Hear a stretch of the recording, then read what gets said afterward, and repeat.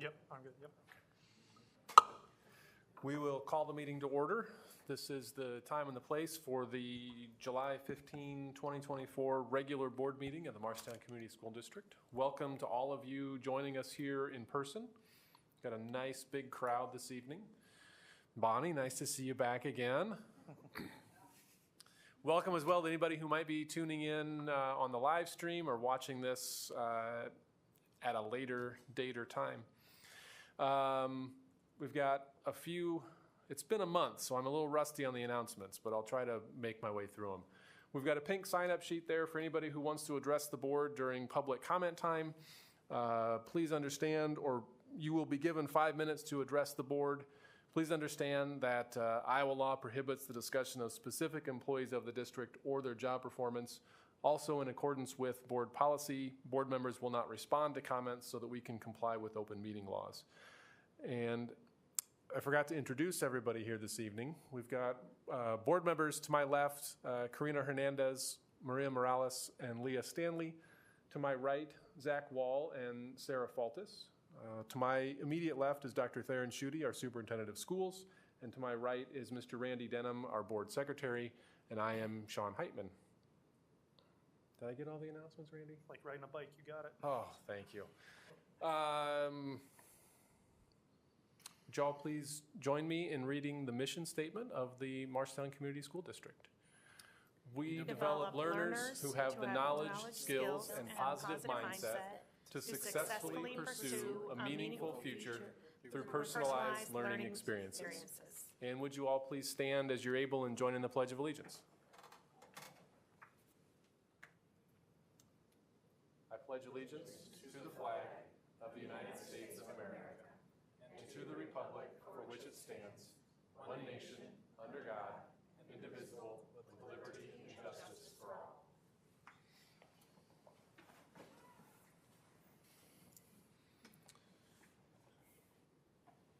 Are there any changes to the agenda this evening?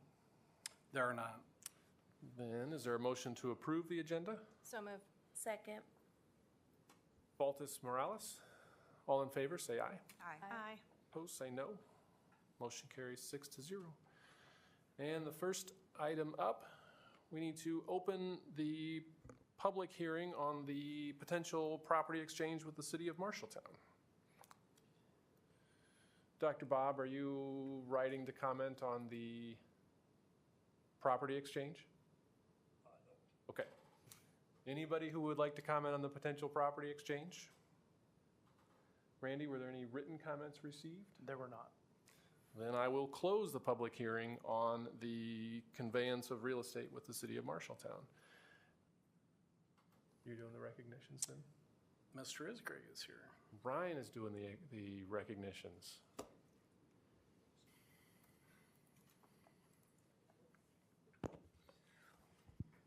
All right, I'm on here twice, so that means it must have been a slow month, right? So, yeah, so the Bobcat Golf Outing, we had a successful event on Thursday, June 20th at the American Legion. We had around 34 foursomes in the AM and 27 in the PM.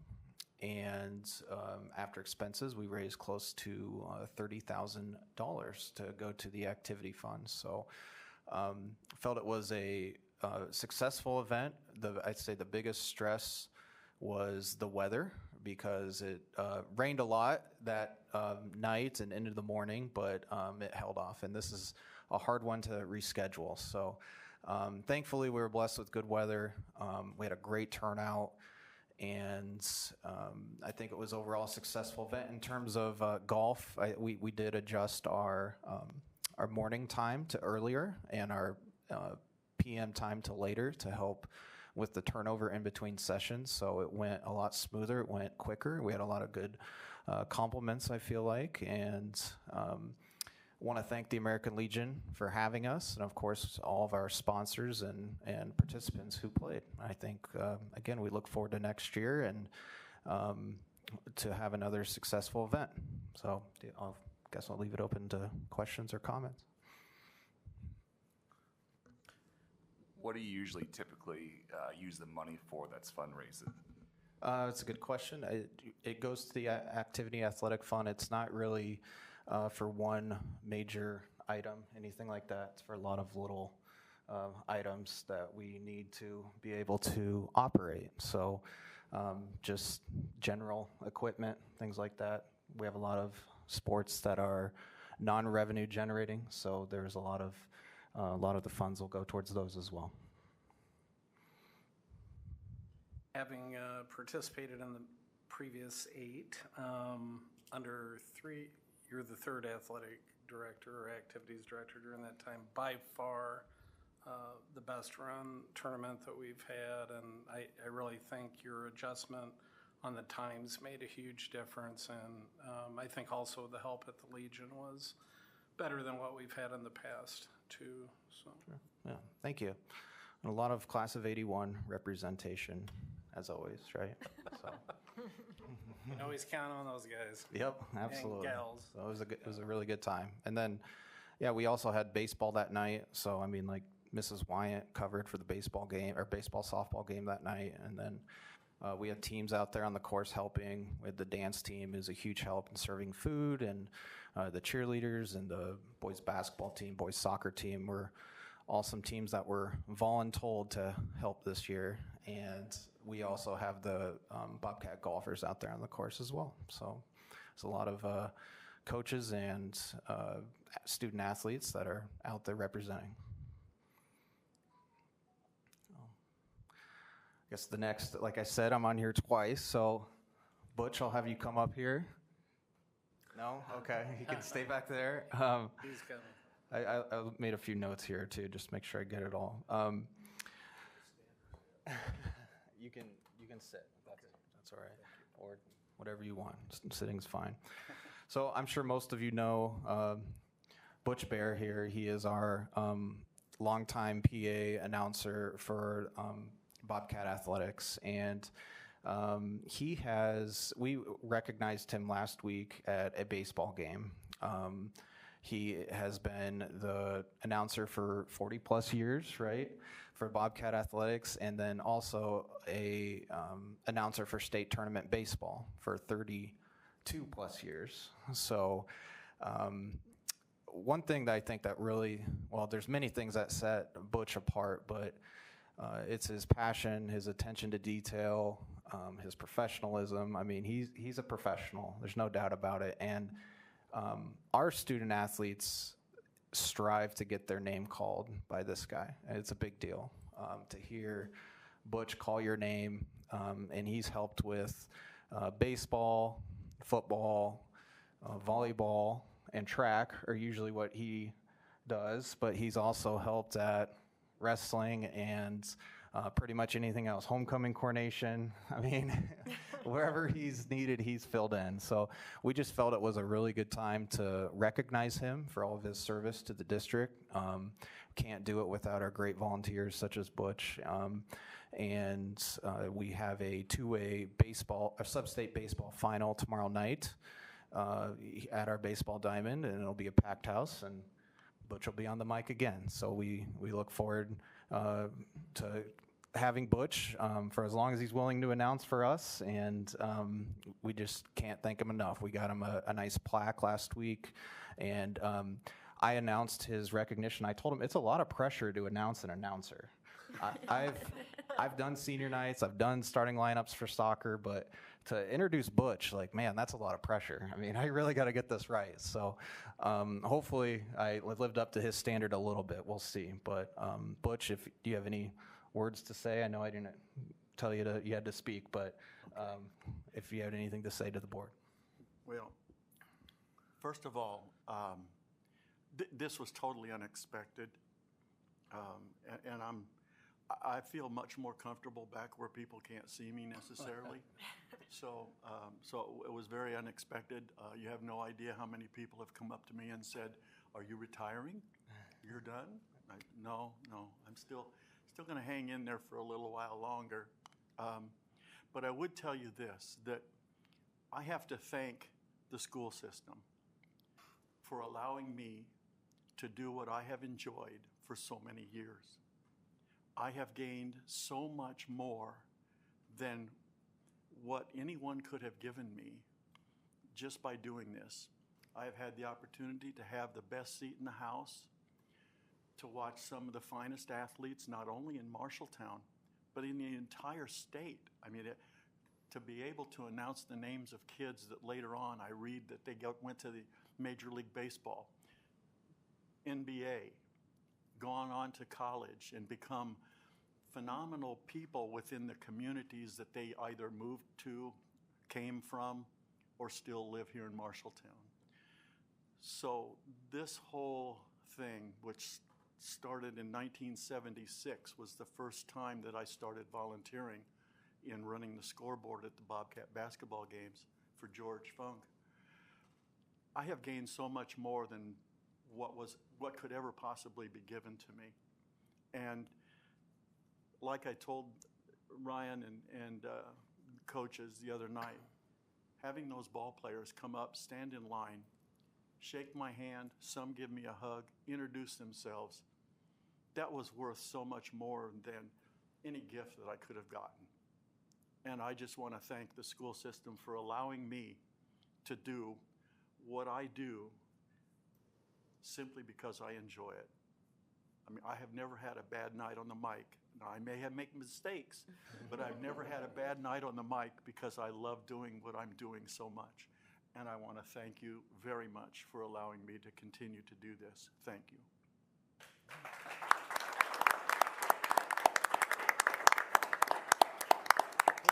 Despite not caring about gifts, I have a small gift for you on behalf of the district and the board. I think you'll appreciate it. It's 4 coasters from Hellberg's with the Bobcat insignia on it.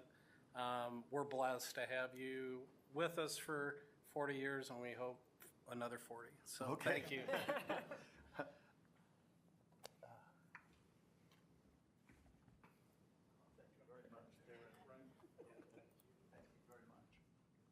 The cheese. We got it. Once again, thank you so much. Thank you. Thank you, Butch.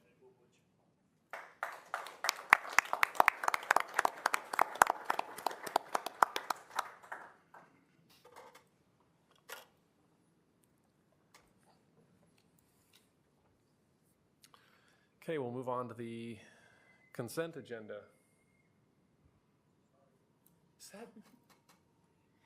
It's quite the ringer, Butch.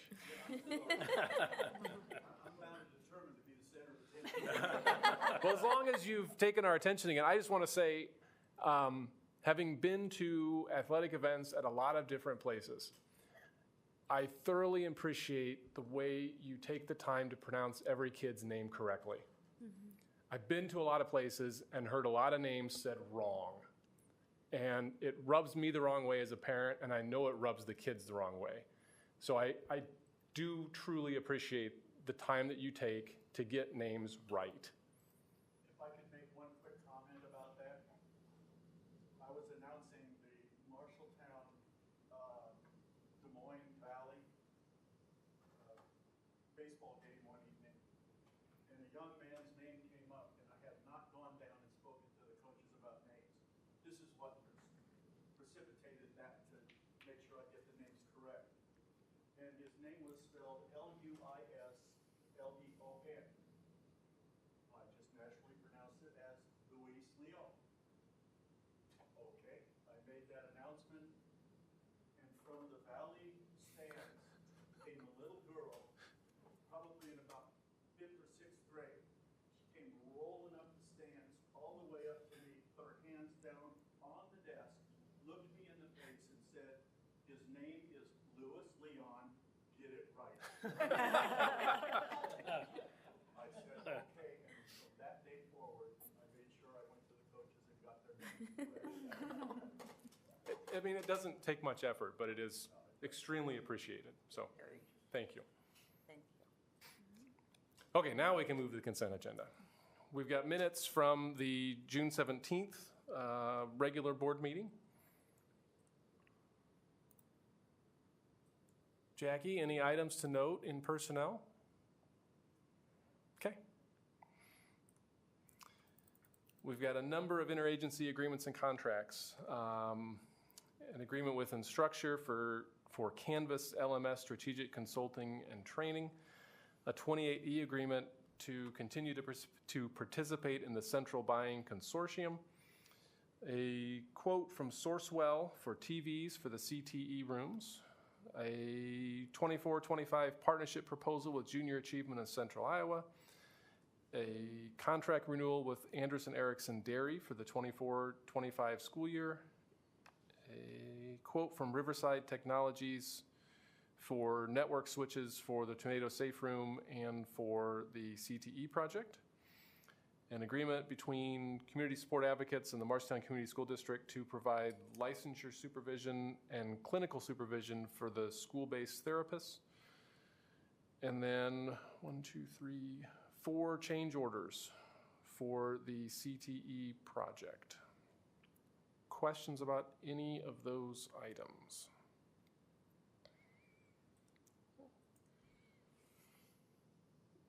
And open enrollments, we've got 1 in, and then, let's see, 1, 2, 3, 4, 5 CPI, those would be homeschool? Okay, so dual enrollment homeschools, they're enrolling out for activities? Correct. And then 1, 2, 3, 4 out. Randy, anything to note in bills? Not in bills, no.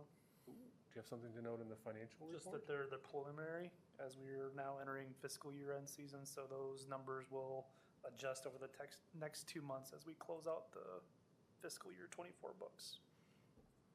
Any questions for Randy about bills with the financial report?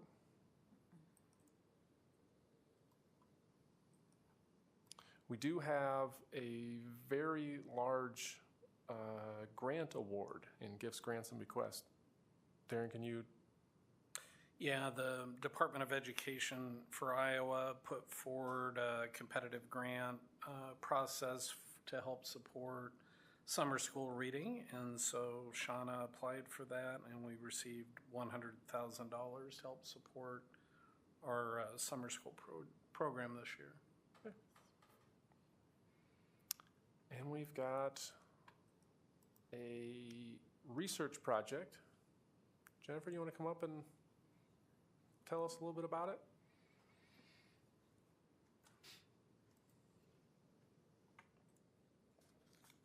I'll make it this brief, but I'm just trying to finish up my doctorate, and I'm going to do a capstone, which is, so instead of getting a PhD, I'm going to do EDD, so it's more like hands-on project, still with the big paper, but fun.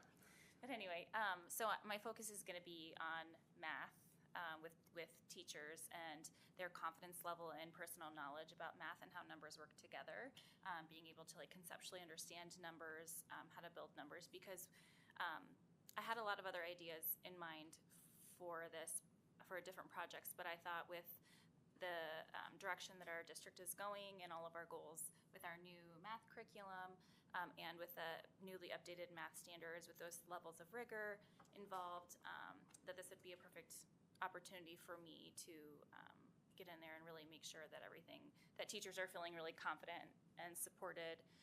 We've done a lot of continuing education for teachers with how to teach reading, but there really isn't a whole lot for teaching math. And it seems that many teachers have endorsements in reading.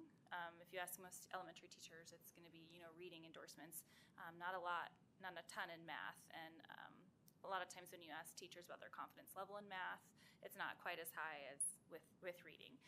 And so my goal is to work with I'm going to work with kindergarten through 4th grade level teams during their math PLC, and be prepared to have them do different activities that are kind of hands-on to help them understand, the goal of students is to be able to be flexible thinkers in math and not memorize how to do something. We don't want kids memorizing just procedural knowledge.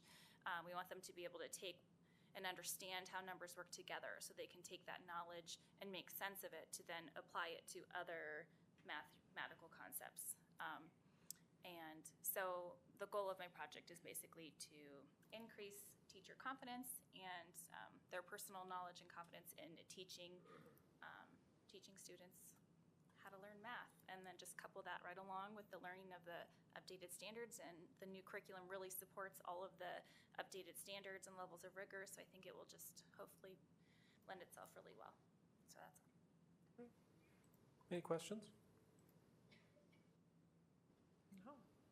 Thank you. Thank you.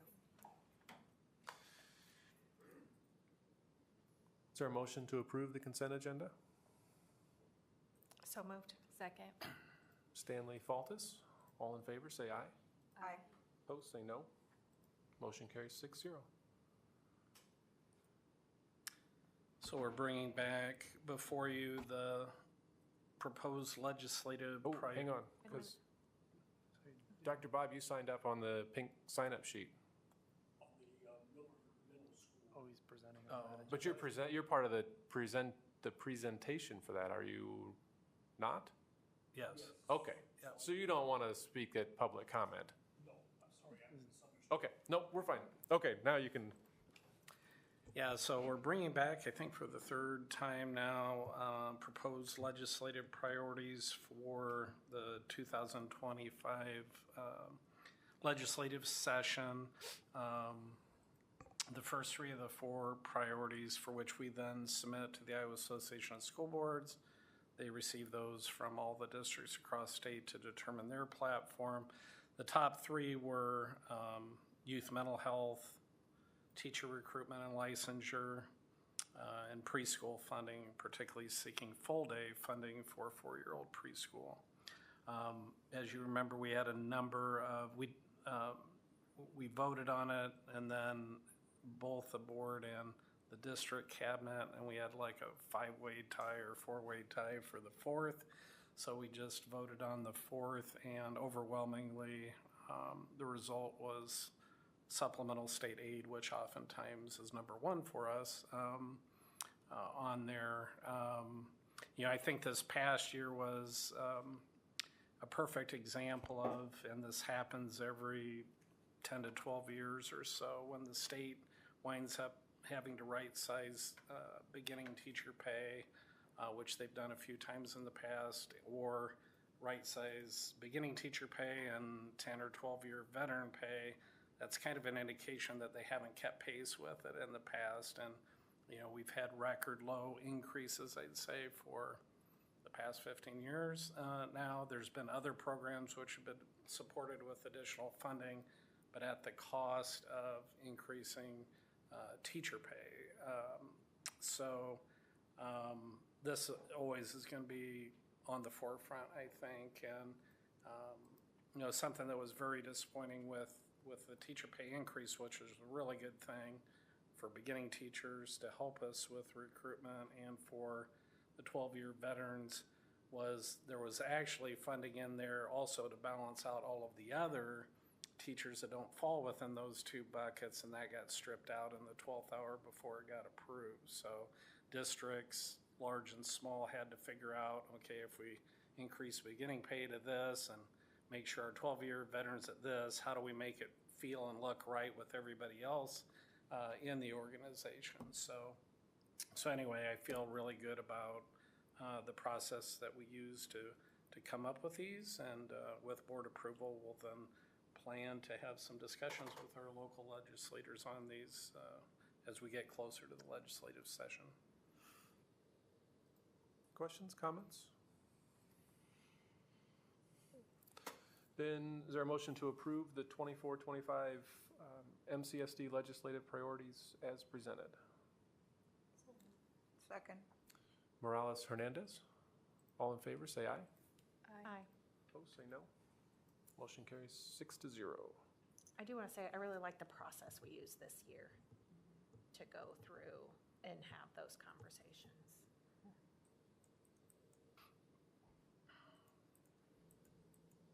Kim? It says Kevin, but you're not Kevin. Gary, do you want to come up also and could give a little bit of update on both projects?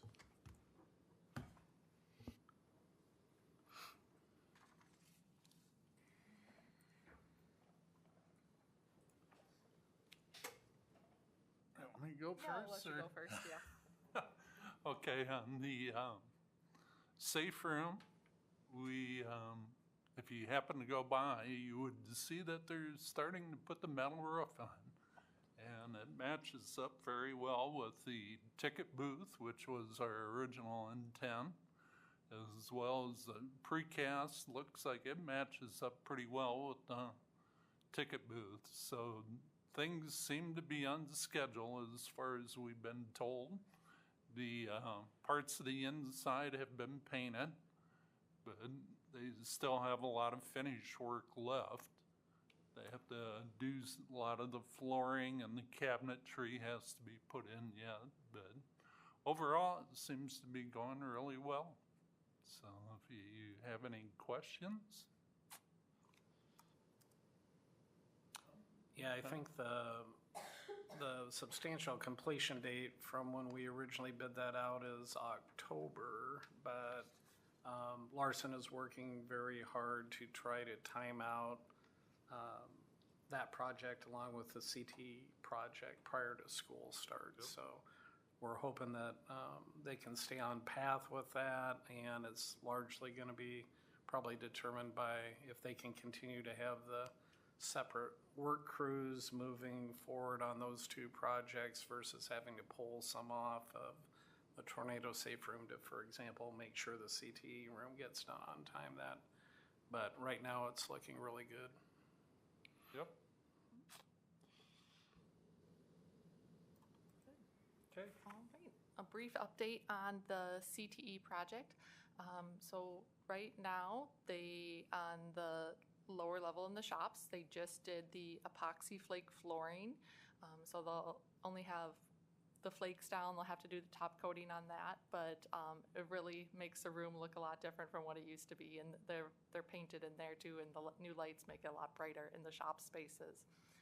On the upper level class, or the main level classrooms with the science rooms, they're starting to put in the casework, so the cabinets and the countertops, and they have a lot of those rooms painted, and the ceilings are starting to go in the courtyard, so making some good progress there. The anticipated timeline for the punch list is kind of when they're mostly complete, and the architects will come through and review those, is August 15th. So, Okay. So then that gives them a couple weeks to do some final things and get ready for school to start. So, also for you today on the CTE, we have fume hood exhaust change order for 8 fume hoods for the science classrooms. So these are for 3 science classrooms and 2 prep rooms for the science. So they're the chemistry and physics rooms. So this is an added cost for the exhaust fans themselves. The intent was that the exhaust fans were supposed to be part of the fume hood themselves and come with those and be part of the original bid. That we learned after the project bid that it is rare that the fume hoods come with the exhaust fans. They're usually separate and are mounted on the roof. So that is what this cost is for. As I said, it's for 8 of them. Each fan itself is almost $9,000, so that makes up a majority of this cost. And then there's labor to install those for the ductwork, which was in the project, but there has to make some modifications and some additional electrical work. So the exhaust fans are very important to push the fumes above the upper level roof, since these are going to be in the courtyard and kind of on that, we don't want the fumes to stay within the classroom spaces, so they have to have a little extra power to boost it up above the high roof. So we are recommending that this comes not out of the contingency allowance based on the price, that we recommend that it comes out of the owner's contingency that we recommended in our recommendation letter when the project was awarded in December.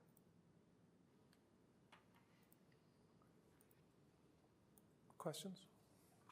So then this is an increase to the overall project scope Yes, and cost, because it's not coming out of our contingency.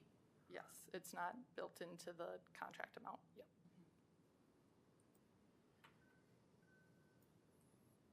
the good news is that the project itself came in $2 million under budget, so we do have room and latitude to take on some of these things. But we hope there's not too many more. No, we Big do. ones. No, we hope there's not too many more big ones. We know of some other items that we plan to still fit in the contingency allowance that's built into the contract. There's over $50,000 left in that, so hopefully all those will fit in there. Okay. Other questions, comments?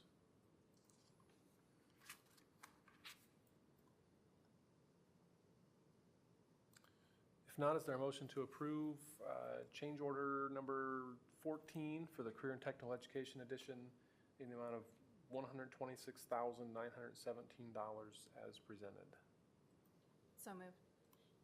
Second. Faltis Morales, all in favor, say aye. Aye. Opposed, say no. Motion carries 6-0. Thank you. All right, thank you. So for this next item on the agenda relative to Miller Middle School, I've asked community stakeholder members, Deb Wallum and Bob Moore, to come represent the community stakeholder group as it relates to making a recommendation to the board. And then also Brad Leeper is going to make a presentation in conjunction with that.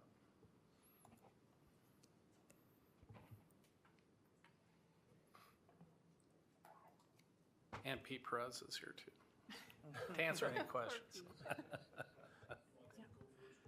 You come on No, up. come on up, We'd guys. like you to, yeah.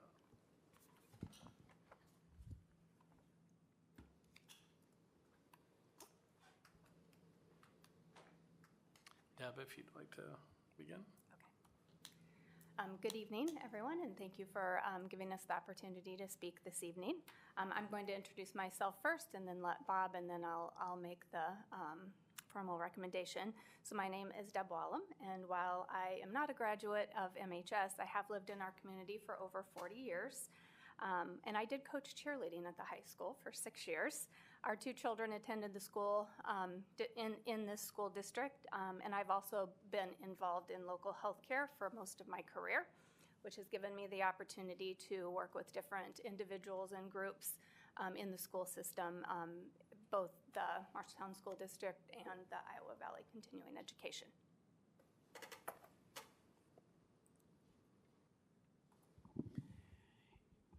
I am Bob Moore, and I have been in the school system for a long time, and as Dr. Schutte knows, he's listened to me pontificate on more than one occasion about the importance of Miller Middle School, but at the time I attended, it wasn't called Miller Middle, it was called MHS.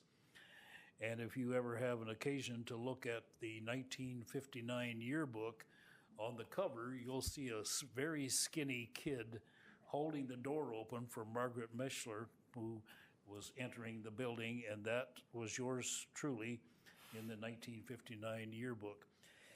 I also had an occasion to spend a little time in the principal's office, so I know Miller a little bit more than maybe some of you do. I also have to say how important that structure is, and again, Dr. Schutte has heard me talk. It was a place, just like all schools, all high schools, all middle schools, all junior, elementary, they become very important to the individuals who attend there. And that was true with that high school, and then later, of course, Miller Middle. For me, it was my alma mater. It is my alma mater. It is also the place that Gene Seberg performed in the auditorium, the theater, and performed Sabrina Fair, which some of you may know about, and of course we all know about her wonderful career after that. And so when I was fortunate enough to be asked to sit in on the committee work, the various groups that were allowed to attend and listen to the architects we will hear in just a moment, I was quite honored to be able to do that. And it meant something very special to me to be a part of that endeavor. I had a feeling going in that I knew what the solution was, but I really worked hard at trying to maintain an open mind and hear the various proposals, which boiled down to 3, and Deb will elaborate a bit on the one that we are bringing to the board tonight. For me, it's important that a structure be remembered, and if at all possible, be retained, and that was my leaning from the very beginning. So I have to admit, I did not lean toward tearing the structure down and rebuilding someplace else. And having been on a couple of tours of the building in recent months and seeing the condition of many of the locations within the building, I was not particularly enamored of the idea of let's just fix it up and move on. So, as Deb will elaborate, the middle solution, if you will, of let's keep this structure. Let's work on this structure. Let's rebuild. Let's maintain. Let's make it even better is the one that has appealed to me, and I appreciate the board indulging me to allow some of my personal observations to be carried forth. I did try to keep an open mind, but I am leaning toward the proposal that Deb will be suggesting here in a moment.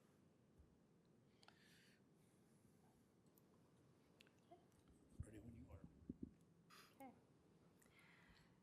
So we were 2 of the members of the community stakeholder group on the facility improvements at Miller Middle. The task force was made up of approximately 35 people from the community and resulted in several meetings from March through July of this past year. So we've been, as Bob mentioned, asked to come before you this evening to represent this committee and to make a formal recommendation that the district pursue a special election on Tuesday, November 5th, for the purpose of our community voting on a $57 million bond referendum, providing the necessary funding to rebuild, renovate, and expand Miller Middle at the Miller Middle School and Franklin Field sites. This is a bold plan to renovate and expand, which proposes substantial upgrades to the existing school facilities and the campus expansion. This proposal will allow our historic Miller Middle School to meet the needs of students and staff for generations to come. I might call attention to the word bold. It was brought to our attention by Envision Architects and Boyd Jones Construction more than once in our meetings that they were impressed by the initial surveys from the groups that they met with, indicating that we in Marshalltown felt that we needed a bold plan, more so than maybe they have heard at many or most of the districts that they have worked with elsewhere. I believe this is a testimony to the pride that we have for the community that we live in, the pride we have in our school district, and for the education that our children receive as they attend, as well as just a strong sense that our students, our teachers, and our staff deserve an environment that is conducive to 21st century learning. So 2 other considerations were included. Fix what we have option, Bob alluded to that, which would entail necessary repairs to the middle school without really altering the current structure. I would say that many, if not all of us, would find it hard to believe that if you've recently toured Miller Middle, or if you work there or spend much time there, I think it would be hard to believe that anyone would be in favor of that option. A third option also included a fresh start option that would involve constructing a new building at a new site. While the fresh start option was most attractive to me, and I would say from talking with others, probably to several others as well, and Secondly, we share concerns about the disruption that the proposed option will create.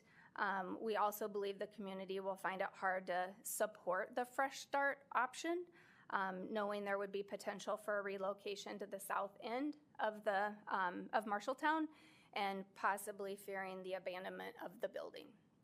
So in summary, and to restate, Bob and I are here on behalf of the community stakeholder group this evening to make the recommendation that the district pursue a special election on Tuesday, November 5th, for the purpose of providing the necessary funding to build, furnish, and equip additions to the Miller Middle School building, otherwise referred to the renovate and expand option. It is this group's belief that our recommendation has the best opportunity for gaining community support relative to the future bond referendum. Thank you.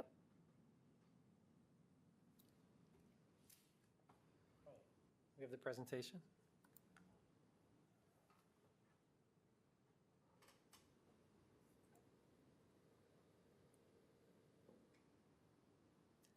Well, I'll start by just saying that the task force really did a great job. They put in a lot of hard work. There was a lot of discussion, and we went back and forth, and I think everyone realized there wasn't one right answer, but we explored all of them for sure, so appreciate all of their time. We titled this slide, this presentation, and you've seen versions of this. This is kind of a synopsis of the presentations we've done over the last 6 months, but respecting the past with a vision for the future. And so we're going to go through quickly kind of what this looks like. Quickly on schedule, we've been working since March. We've had focus groups, met with a lot of people, and we're here for you today, and we've got some work ahead of us before the November 4th, November 5th election as well, if you decide to move forward. So a little bit about process. We've met with really, it probably should be over 600 people in the community during this process, over a 6-month process, and we've had 4 community task force meetings and lots of others, including engagement with students, staff, business, the city, and a lot of different people via survey as well. So we like to summarize kind of drivers, and these are the things that after we do that listening that really apply to this project. And we have a few of those. Really, community pride came out very specifically in how the community has come together, and the importance of Miller, as Bob mentioned, about how it impacts the community, how the community impacts the business, and all of those things impacting success of the community. Very strongly, innovation was important, and we wanted to do something that was progressive. Of course, at the same time, we're all Iowans, and we're practical, and we got to have value with whatever we do as well, because we're spending taxpayer dollars. Accountability, adaptability, and flexibility was big. Of course, safety and security is huge in what we're doing, and that includes secure entrances, storm shelters required by code, and a lot of pieces in terms of compartmentalizing the building to deal with different kinds of circumstances. So that's a big piece. We heard from staff that small learning communities, that breaking this fairly decent sized middle school into smaller pieces really will have a profound impact on how learning happens and congestion in the school. And so that was a big piece as well. And then respecting the history of the building, as Bob kind of laid out, is something that became very important to the group as well. Although I can't emphasize enough, the group also wanted to innovate as part of that. So as we already outlined, a few options were considered. One, fixing what we have, which was not very digestible for most people, to all the way to hey, we're going to match the C and D are new buildings on a different site, and D is really matching Miller in terms of the programming. Miller has some extra programming that a normal middle school might not have, including an auditorium and a gymnasium, and that option would include kind of equal as new. And then option C is kind of a new kind of benchmark school, and that might be just what we might typically see in a middle school, which wouldn't have an auditorium, it wouldn't have a second gym, but what we might see statewide and in the region for a middle school. And the option that was ultimately selected was just to reimagine Miller, and that includes a lot of things which we're going to go through here on the next few slides. We did offer a survey out, and we had over 400 participants. And over 85% of those people really felt like that something needed to be done more to Miller than just fix it. And that was pretty broad consensus about and helpful to the task force to understand where we wanted to be in evaluating these solutions. This is an enrollment density map, and this became important in the task force as we started to evaluate where kids are and the new building potential versus reimagining Miller where it is. And those red spots are really high density student locations. And so you can see all of those are really north of the tracks there. And so that's where a lot of affordable housing is, and that's where the bulk of your students are. And so there was some concern about moving south and the busing impacts and operational impacts of those things, and just the impact of leaving Miller as an empty building in the middle of the community. So broadly, this kind of axon shows the existing building in red there. The additions are really a new kind of glassy commons on the front of the building. Right now, the cafeteria and commons, the multipurpose space, is in the basement, really hard to get to. It's not really used as a result of where its location is, and it's not very welcoming as people come into the building. And so it would be a new commons that would also have a secure entrance and new student services at the front door so that we can really control who's coming in and out of the building in a very specific way. And then getting kitchen and moving that up and dock services on that end of the building as well. We look at the academic areas of the building, and we have almost enough classrooms, but they are really, really, really small as we compare them to kind of standards. And so the result of that is, and the way that the building is structured, allows us to kind of expand the size of those to what we'd see for a 21st century classroom. And that means that we need to build a few more classrooms as we right-size those classrooms. And so the blue piece you see on the left side is academic addition, which is more classrooms. And then the kind of light blue section that you see there is really a link that is, today's classrooms and learning are not just about classrooms, they're about the space between the classrooms. And that kind of light blue box there is meant to link all three of those academic kind of U-shaped classrooms there and provide that kind of resource space and collaboration space outside the classrooms as a link to the existing parts of the building and the new part of the building.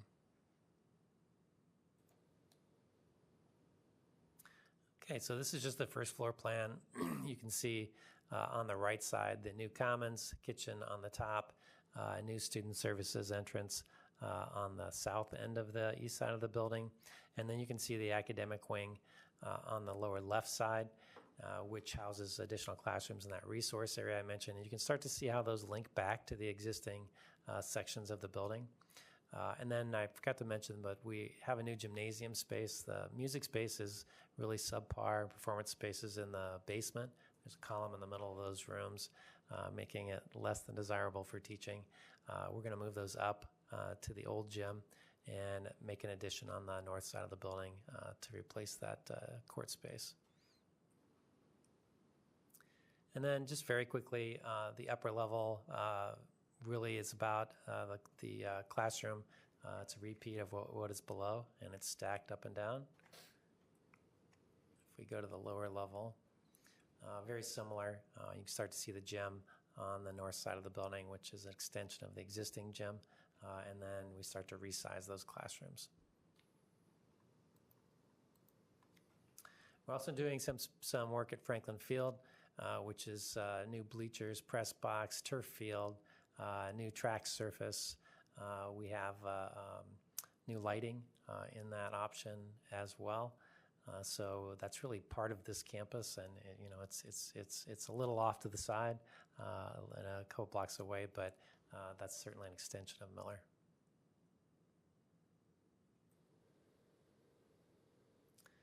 It's just a couple of images. We over the next few months the next couple of months we'll be developing some kind of rendering and drawings of what these spaces look like, because it's easy to look at a plan and say, okay, well, what does that mean?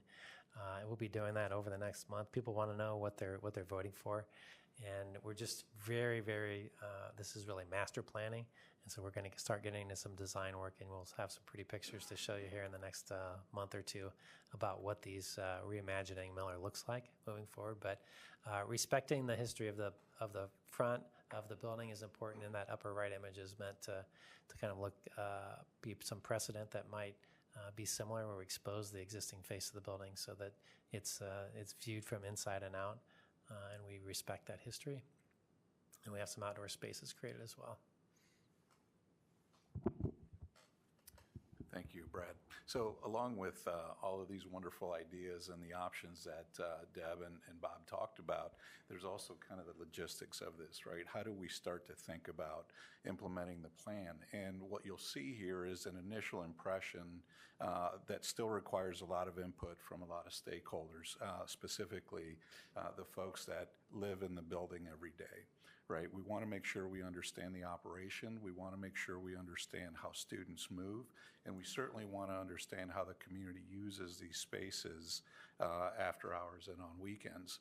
So taking all of those things into consideration, our team has come up with an initial impression of what phasing could look like.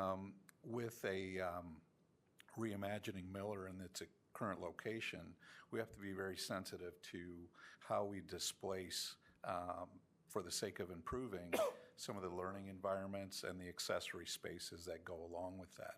So you'll notice that essentially kind of the dark orange color, brownish orange there is phase one, and that would include the new construction components as well as renovations to the existing auditorium. Phase two would be renovations and certainly some more invasive type of improvements to the building. And you'll notice that phase 4 and 5 then kind of follow suit. Again, still have a lot of questions, a lot of inputs needed, but you can see that we start to use generally the new construction as a way to get students from the south side of the building up to the north side of the building, because the existing competition gym essentially is in phase 5. So we want to make sure we're able to get students and staff up to the north side of the building. So we'd be using that new construction of the common space to enable to do that. Again, initial impression, this will change based on the input that we get, but you can start to see how this starts to make sense in terms of how we keep the building operational during construction. It's important to note, I think, as part of this is that the renovation, as we started to do the assessment of the existing building is sound. It is built very well from a structural point of view. As we look at it, there are a lot of challenges inside, and I think initially we talked about maybe some lighter levels of renovation. As we started to think about really reimagining Miller, we started looking at the structure, and it's a structure that's going to last another 100 years. The inside of it is largely adaptable. Most parts of the building are areas that we're talking about gutting and kind of starting over in terms of what the layout. So we're not talking about putting back what's there necessarily in all those areas. It's really a significant level of renovation, and the costs that we have in there kind of reflect that right now. So it is a reimagining. I know it looks probably a little bit like, okay, it's the existing space, but that space is, from a structural point of view, is probably better than what we're going to build today. So it's a very good and high level of construction that's solid. So there's certainly some things that we need to fix, but those are in our budget.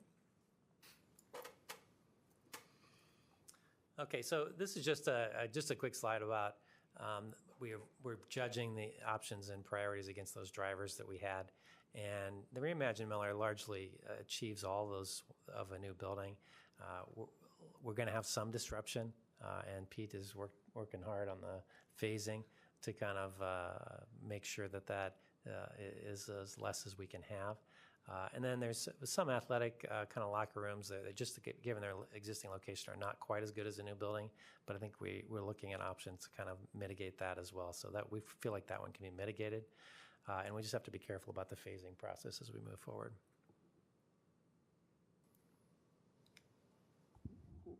Yeah, so what we're looking at here is a series of what we've called budget scenarios. And We won't go into all of them because the next graphic really kind of illustrates how some of these, excuse me, how some of these ideas and conversations have actually been tested, both in concept in terms of use and design and as well as budget.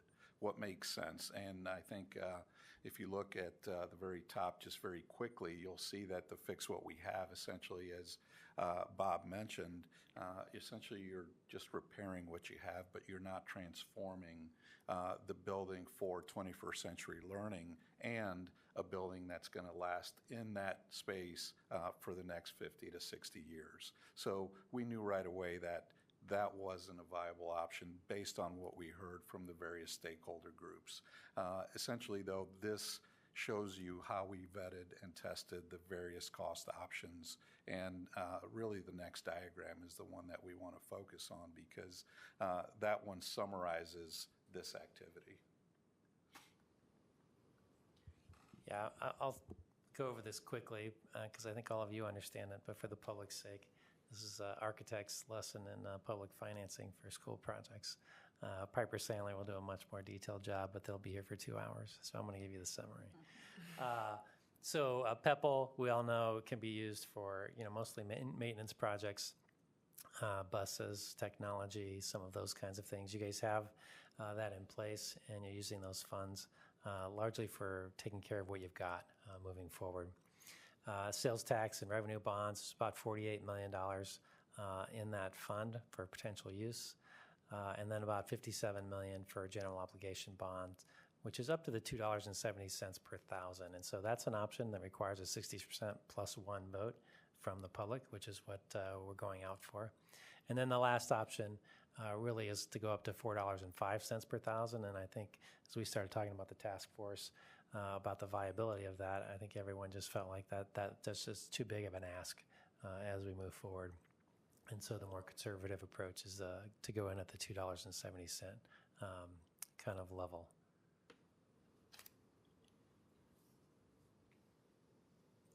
So this option just kind of shows where that Reimagine Miller is at in terms of the budget kind of scenario there in option B, and this is the task force recommendation.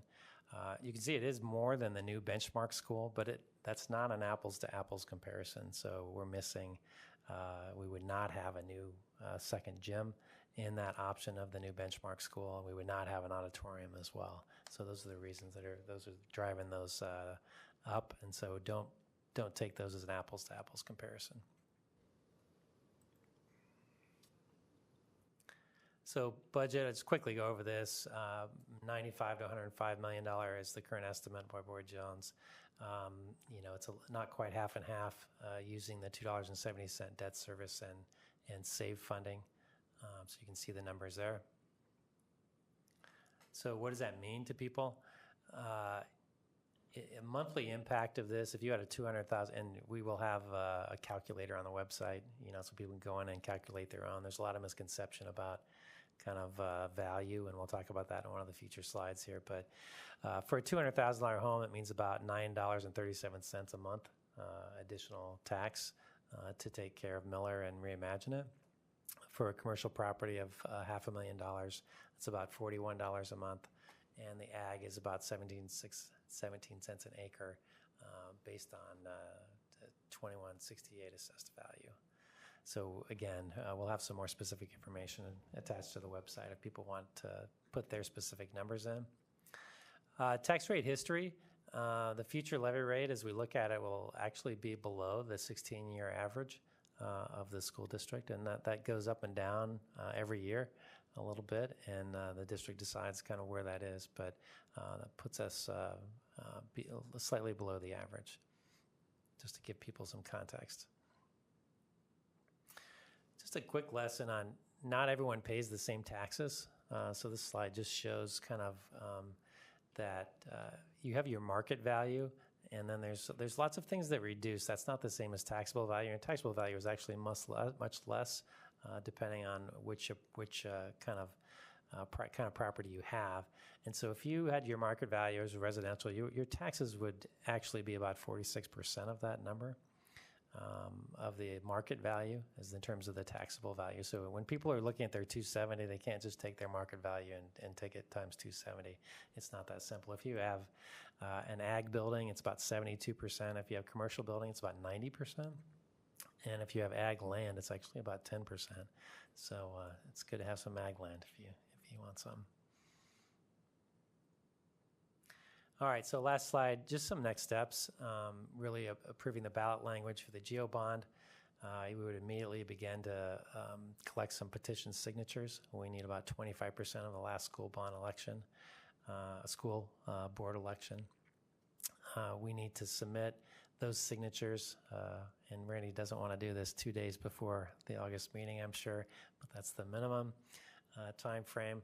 And then at the August board meeting, you would call for an election if you decide to move forward. And there's a deadline for filing with the auditor, and ultimately the November 5th election is what we're shooting for. So that's a quick summary of many, many presentations we've done over the last 6 months. So if you have questions, we'd be glad to answer them. Questions, comments? What are some of the conversations that the task force had when reviewing these different options and just kind of coming to this recommendation? What were the points that really stood out to you?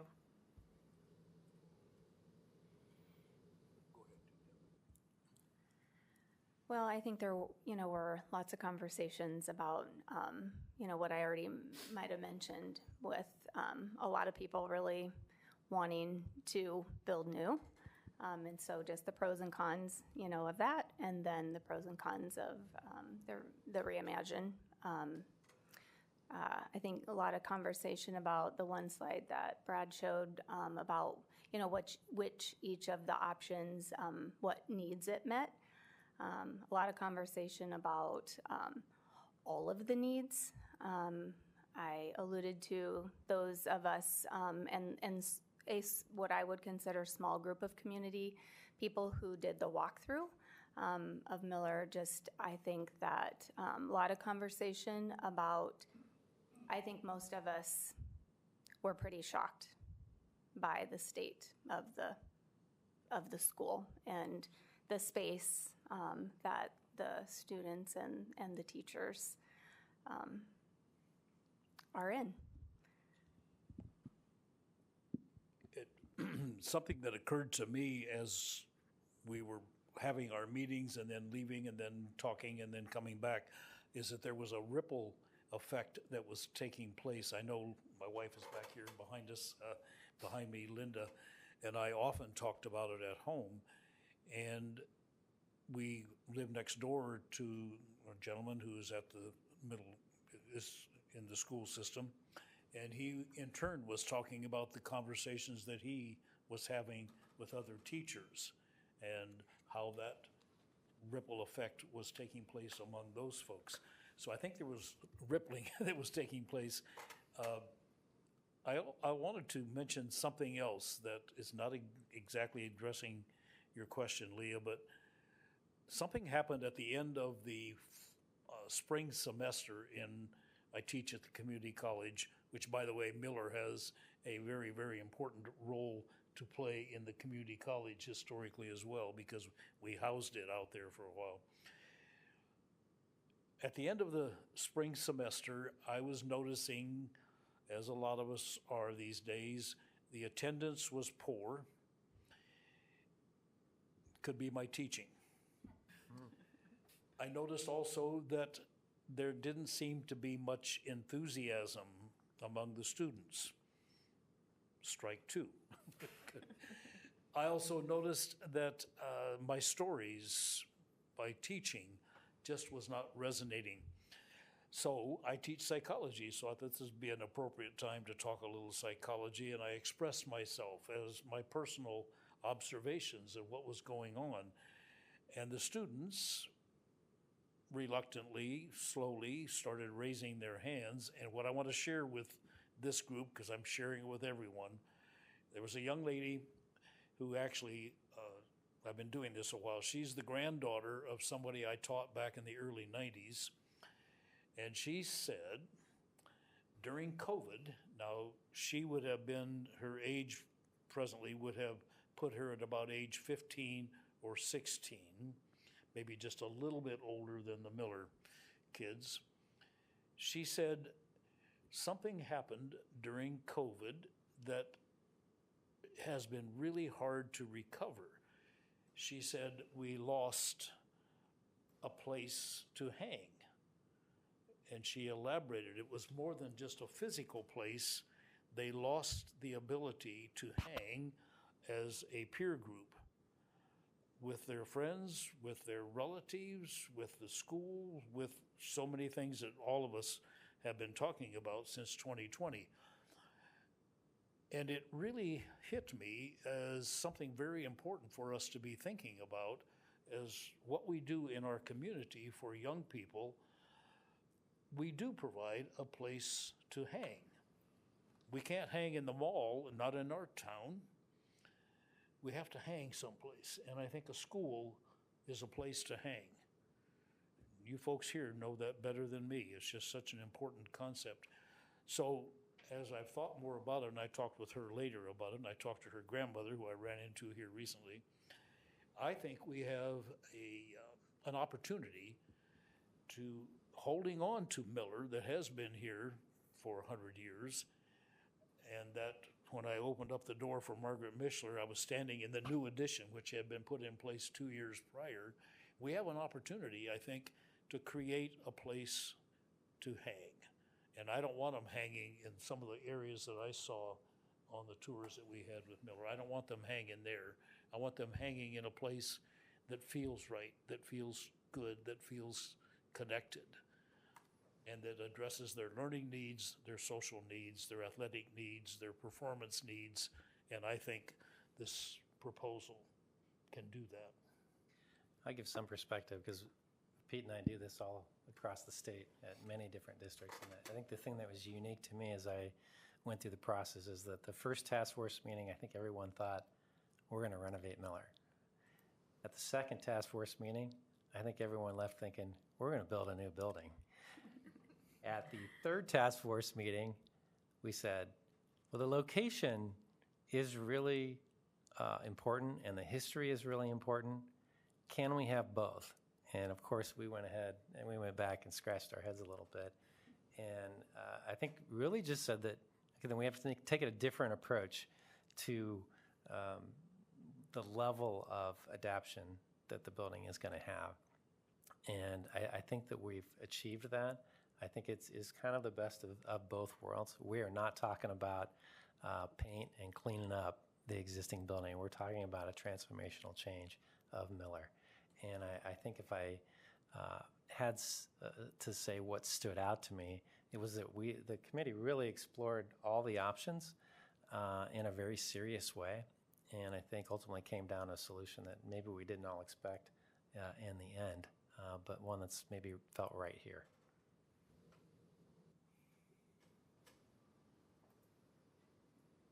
Other questions, comments? I just want to say thank you to the task forces and the committees that have spent a lot of your time and energy and mental capacity, just thinking about what really would be right for the community and taking your time to come back with this recommendation. So, Yes, thank you. It was an honor. I agree with that. I would say, Bob, you said we have an opportunity to do all those things for kids. I would say we have an obligation to do those things for kids. I agree with you, but I think I'd go one farther. I think we have an obligation to do that for the students in this community and for the families and the kids here. So. And I would add to, the teachers and the staff. When I think about what their day is like, I am incredibly impressed.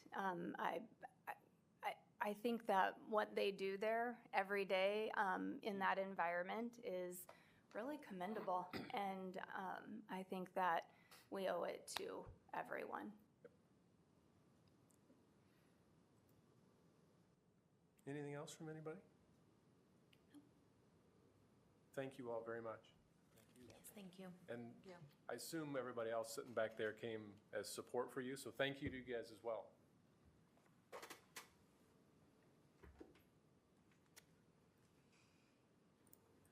Now Bobby's going to come up and give us some really bad news. Is that what happens now, Bobby? You want to approve? Oh, do we need to do that? Yeah. Okay. We do need a motion to approve the recommendation from the Middle School Task Force to rebuild and renovate Miller Middle School at the existing location. Move for approval. Second. You're fine. I didn't even get, was it Karina on the motion? Okay. You guys are all We over were it. too fast for you today. Come on, Sean. Hernandez, Faltis? No, you go ahead, Maria. Hernandez, Morales? Yeah. Okay. All in favor? Say aye. Aye. Opposed, say no. Motion carries 6-0. Now Bobby gets to give us some bad news. Bad news. Thank you, Sean. First, Or maybe it's good news. Pardon? Maybe it's good news. Maybe it's good news, maybe not. So I want to start with a thank you to Randy and Theron and Todd, especially working through the renewal process this year. There's a lot going on in the industry. There were some requirements put on the school district, and I'm just very, very appreciative to work with such professionals. So I want to make sure I get a public thank you to Randy, to Theron, and to Todd for what they've done. The New York Times was in a couple of months ago, so I got a call, and they asked to spend the better part of a day with me, and with 8 to 10 of my clients. And that's an unusual request from the New York Times to Marshalltown, Iowa. But they interviewed a couple of dozen insurance professionals and many, many more insurance holders in the Midwest, trying to get their arms around what's going on with insurance in the Midwest. Convective storms. I'm sitting in the back half here and half looking out the window right now. Rotation in Des Moines, between Des Moines and Carlisle. We need another tornado in Iowa. We don't, right? But convective storms are certainly on the increase, as well as derechos, tornadoes, large hail, all fit into that definition of convective storms. The unprofitability of insurance carriers in the whole Midwest brought the New York Times here. The New York Times article ended up being, I think, a 10-part article online and also a podcast. But part of that article referenced the unprofitability of insurance carriers across America. And it looked specifically at the last 4 years, 2020, 21, 22, 23. With last year, 2023, 18 of the 50 states being unprofitable for insurance carriers in general. But looking at that list in 2020, 21, 22, 23, only 2 states made that list all 4 years. And if you were talking about states that are unprofitable in insurance, if we don't have background, you're probably going to tell me Florida and California are what's going to come to mind. But the only 2 states to make that list all 4 years were Iowa and Minnesota. And if I try to give you a short reason for it, insurance companies follow what's called a combined ratio. For every dollar of insurance they collect, they want to pay their claims, they want to pay their employees, and they want to pay their agents a little bit less than $1. So they'd like to pay 95, 96 cents for every dollar they collect. What's been happening now for a handful of years is insurance carriers on average are spending $1.05, $1.10, $1.15, some carriers $1.25, $1.30.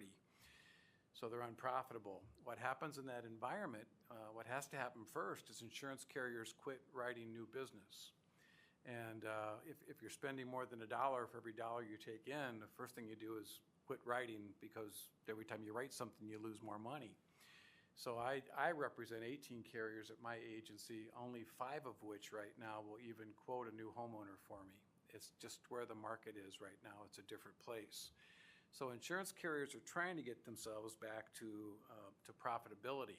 The Midwest has been particularly tough because rates, believe it or not, have lagged the rest of the country. Iowa has continually been 45th, 46th cheapest of all the 50 states. And so we don't have as much as a premium baseline as other states have, like California and Florida, to take care of those claims when they happen. But the problem is when a derecho comes through, derecho is most commonly referred to as an inland hurricane. It's a hurricane without water. And when the derecho came through August 10th, 2020, the dollar value of the losses were more like something that would hit Florida or Texas or California, and the premium basis didn't sustain it. So that's got us to where we're at today. I was overall pretty pleased with the renewal for Marshalltown Community School District. I hate to say that, an 18.5% increase in the property and casualty, how in the world could I be pleased with that? But it's a truly, truly hard market right now. Carriers are driving the situation right now. There's very little room for error, and they're pretty much dictating terms to us. But the biggest issue for us this year with the renewal was not premium increase, it was change in coverage. What's truly driving the issue with insurance carriers is the size of roofs. So when you have wind and you have hail and you have tornadoes, the larger the roof capacity, the larger the claims need to be. And just think about for a minute how much roof structure we have in a district like the Marshalltown Community School District. EMC instituted a policy this year where there's a 1% wind hail deductible on all buildings with an insurable value in excess of $1 million. How did we get there? Well, when the derecho hit in 2020, it became very apparent that buildings were not insured to value. Insured to value is now a buzzword in our term. There was a group hired from Idaho that does a great job of evaluating whether buildings are insured for a proper amount. They came in and took a look at all the municipalities in the state of Iowa and found that they were insured 42% to value, so 58% undervalued. So you've seen a perfect storm. You've seen carriers try to get insured to value. So what we insure the school district's buildings for is significantly more today than it was in 2020. And now the deductible buy-down policy is charging a 1% wind hail deductible on that new, much higher value. So the district for this school year has had to purchase an additional policy, a deductible buy-down policy, to deal with that 1%. When you have a building like the high school that's insured for close to $100 million, the thought of paying 1% of that it's a very, very big number, but unfortunately we have 10 buildings that exceed that $1 million insurable value. We didn't have a lot of time to respond to this 1% wind hail deductible. I think over the course of this next year, we're going to go back and take a look on whether we want to insure all of those buildings that hit that criteria, or whether we want to insure the largest half of them, or maybe just 2 or 3 of them, and create a slush fund to try to protect us from those big losses. But for this current year, we bought a deductible buy-down policy that limits the district's exposure in a catastrophic event to $100,000 for all the buildings. That doesn't come at a cheap price, though. I'm hopeful 2024 will be a year where, and I'm sure I got to make sure my phone stays going because I don't want to go too long. I'm hopeful that 2024 will be a year where insurance carriers catch a break. And so far, the year has been, it hasn't been great, but it hasn't been horrible, right? So we had to deal with the tornado in Greenfield, huge tornado, probably 200 homes totaled. I have one carrier in Greenfield, small Iowa carrier, that's going to spend $20 to $30 million themselves just on losses in Greenfield. So a big deal. Not too long before that, in April, we had the tornadoes in western Iowa and Omaha, and especially the small town of Minden. That was pretty much leveled from that. Through May 29th, we'd already encountered more than 80 tornadoes in the state of Iowa this year. And it's the convective storm issue. I don't want to get political and get it into a global warming discussion, but something's happening in regard to our weather, and convective storms are happening more often. And when they happen, they're bigger. Most of my career as an insurance professional has seen quarter size to golf ball size hail in the state of Iowa. And we are more regularly now seeing baseball size hail, and it just simply causes more dollar damage. The severities are much larger. Now, the other issue I want to make sure we're aware of is insurance carriers have gotten much more demanding in what they expect of their clients in trying to protect their properties to the best of their ability. EMC has always done a really good job of doing loss control visits to our schools. They've always come back with recommendations. Their recommendations a decade ago were just that. They were recommendations. Some we did, some we didn't do. We weren't necessarily in a hurry to comply, and that has changed.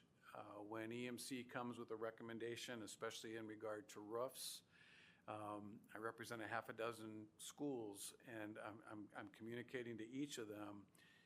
We have to be really serious about compliance, getting ourselves to a spot. We had some roofing issues here we had to get taken care of in anticipation of the renewal, where if we didn't comply, we could have seen Marshalltown High School move to an actual cash value policy, replacement cost minus depreciation versus replacement cost. And I don't want to be your agent in a catastrophic loss if we find out the high school is insured at actual cash value. There'll be a price on my head in the community, right? We just have to get to ourselves to a point of compliance. So I really just have shown up tonight to try to give you a very high-level view of where the industry's at right now, and to thank you for your support, and especially thank you to Randy and Theron and Todd, because they've put in a lot of work getting us to this point. The other area unrelated to property is being aware of social inflation on the liability side.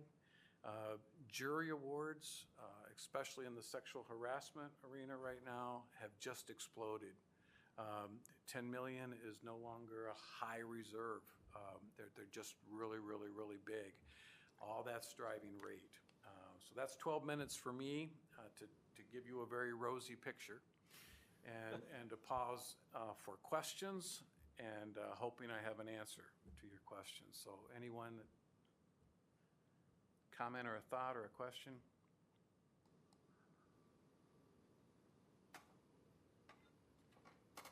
Looks like you're in the Clear Valley. Oh, it's a lot of information to digest. It is a lot. It's a lot, and I've been blessed. Paulette before Randy, you got some talented business people in that position that do a great job. I love working with Theron as well, and Todd's doing a bang-up job on the building and grounds.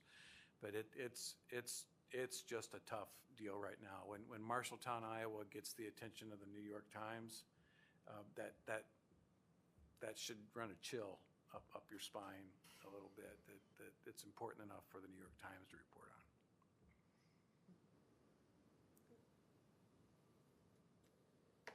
Thank you, Bobby. Thank you. Thank you. Don't forget your phone.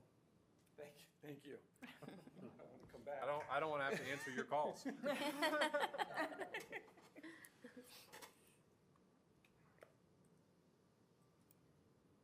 We don't need to vote on anything for that. This No, is that was informational. informational. Yep.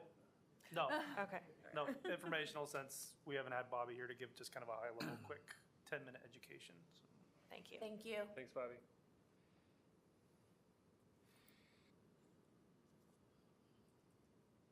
You want to talk about the real estate transfer? Yeah, so tonight we're asking the board to approve the resolution which would forward for the what we've been calling the land swap, or the exchange of land with the city of Marshalltown As I had shared, the city had taken action after a closed session last Monday to direct the mayor and or city administrator to move forward on what the city needed to do to make this happen, and they did that with a unanimous vote. Again, the tracts of land that we're talking about in simple terms are the 6 acres that we own at Bicentennial Park. We would look to exchange with the city and the land that Arnold's Park sits on in town. We would exchange with the city for the approximately 8 acres of land that they currently own adjacent to our 7 acres that's between 6th and 12th Street. I believe the city is looking at doing what they need to do at their next 2 council meetings, I think. So it sounded like maybe from their end it would be finalized on August 12th. I believe, yeah, early August. Early August, yeah. Any questions?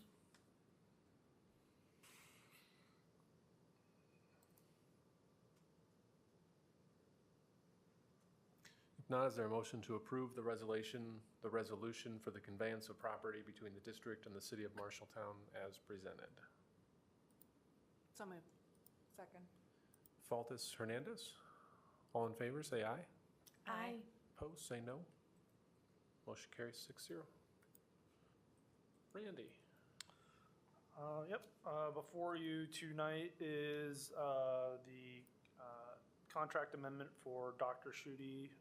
As previously discussed, the recommendation is to do a 3.07% increase, which was in alignment with what certified staff received, and a term commencing July 1st, 2024 and ending June 30th, 2026. Questions, comments? If not, is there a motion to approve the contract amendment as presented? So moved. Second. Morales Stanley, all in favor, say aye. Aye. Aye. Opposed, say no. Motion carries 6-0. Thank you. Thank you. Thank you. Randy, you want to talk about some public hearings? Yeah, so next 2 items, I'll just kind of knock them both out in one shot here. So both are related to the SAVE bond issuance related to the Miller Middle School project. Even though there is not a tax asking for this, Iowa law does require us that anytime we're issuing SAVE revenue bonds for a construction project to hold public hearings for those under Iowa law. After the public hearing, the community has a time frame of 2 weeks afterwards to present a petition to have it put on the ballot. So due to election changes, we can only have those elections in November of each year. That's not just for GO bonds, it's for SAVE bonds as well. So to keep everything in line and the chance that the public would want this piece of the funding for the Miller project on the agenda or on the ballot as well, we're going to start that timeline now so that we can still get things to the county auditor by the August 28th deadline if so needed. The other piece I'll point out is the amount. As you saw in the presentation earlier tonight, we were looking at $48.7 million in SAVE revenue bond funding. That is still accurate. This $66 million is higher, but to get the $48 million that we need to do some restructuring. And that means calling some of our previous bonds that we've issued, because we have requirements to maintain certain debt to income ratios, which is currently 1.2. So working with our folks at Piper Sandler, we had to do some restructuring to make sure that we meet those ratios the 20-so years out for the issuance of the bonds. Hopefully project costs come in lower than anticipated, because the less bonds we have to call, the better, just because those 2021 bonds that we would potentially recall, or whatever portion of those, are currently getting a much better interest rate than what we're likely going to get come November, December when we start that process. That takes care of 604. 605 also deals with new legislative requirements recently. So part of the Miller Middle School project does at this time include potential for renovating Franklin Field, which is considered an athletic facility.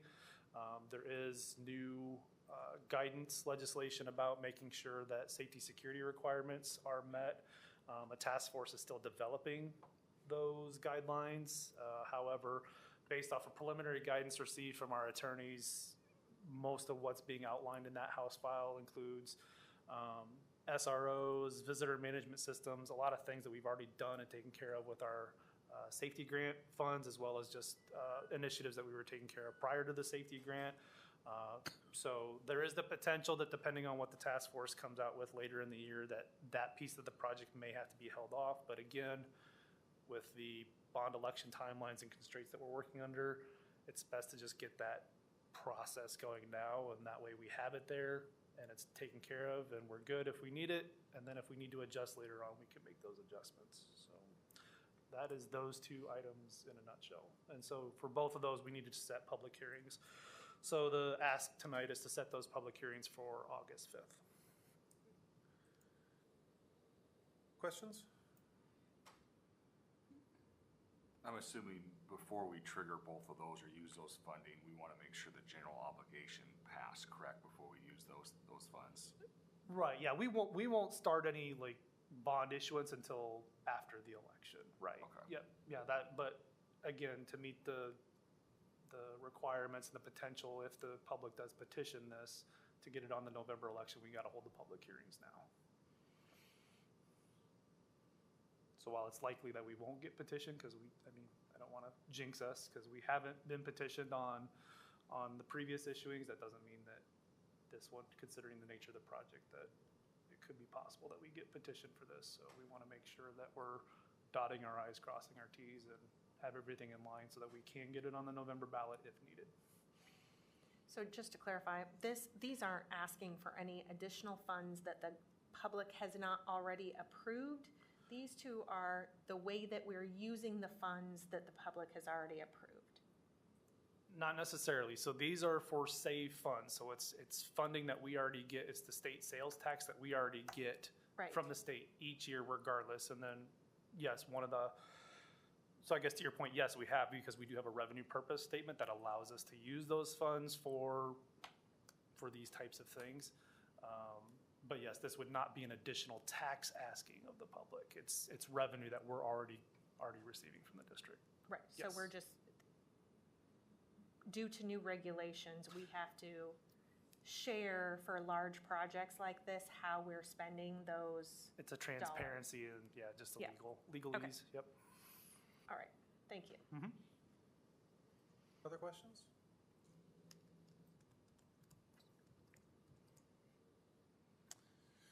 We got to do them one at a time, I assume? Yep. Okay, so we'll do 604 first. We need a motion to set a public hearing on the proposed issuance of approximately $66,085,000 in school infrastructure sales, services, and use tax revenue bonds for August 5, 2024 at 5 p.m. So moved. Second.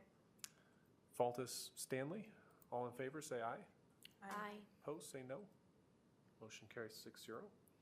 And then we need a motion to set a public hearing on the proposed use of SAVE revenue for an athletic facility infrastructure project for August 5, 2024 at 5 p.m. So moved. Second. Faltus, Hernandez, all in favor, say aye. Aye. Aye. Opposed, say no. Motion carries 6-0. Policies. Can I go? Absolutely. We're going to let Sarah go first. I have so many. Okay, policy 101, legal status of the school district. No changes. We can mark that one as reviewed. Policy number 102, equal educational opportunity. We updated our new Director of Human Resources contact information, so we can mark that one as reviewed. And then 102E1, annual notice of non-discrimination.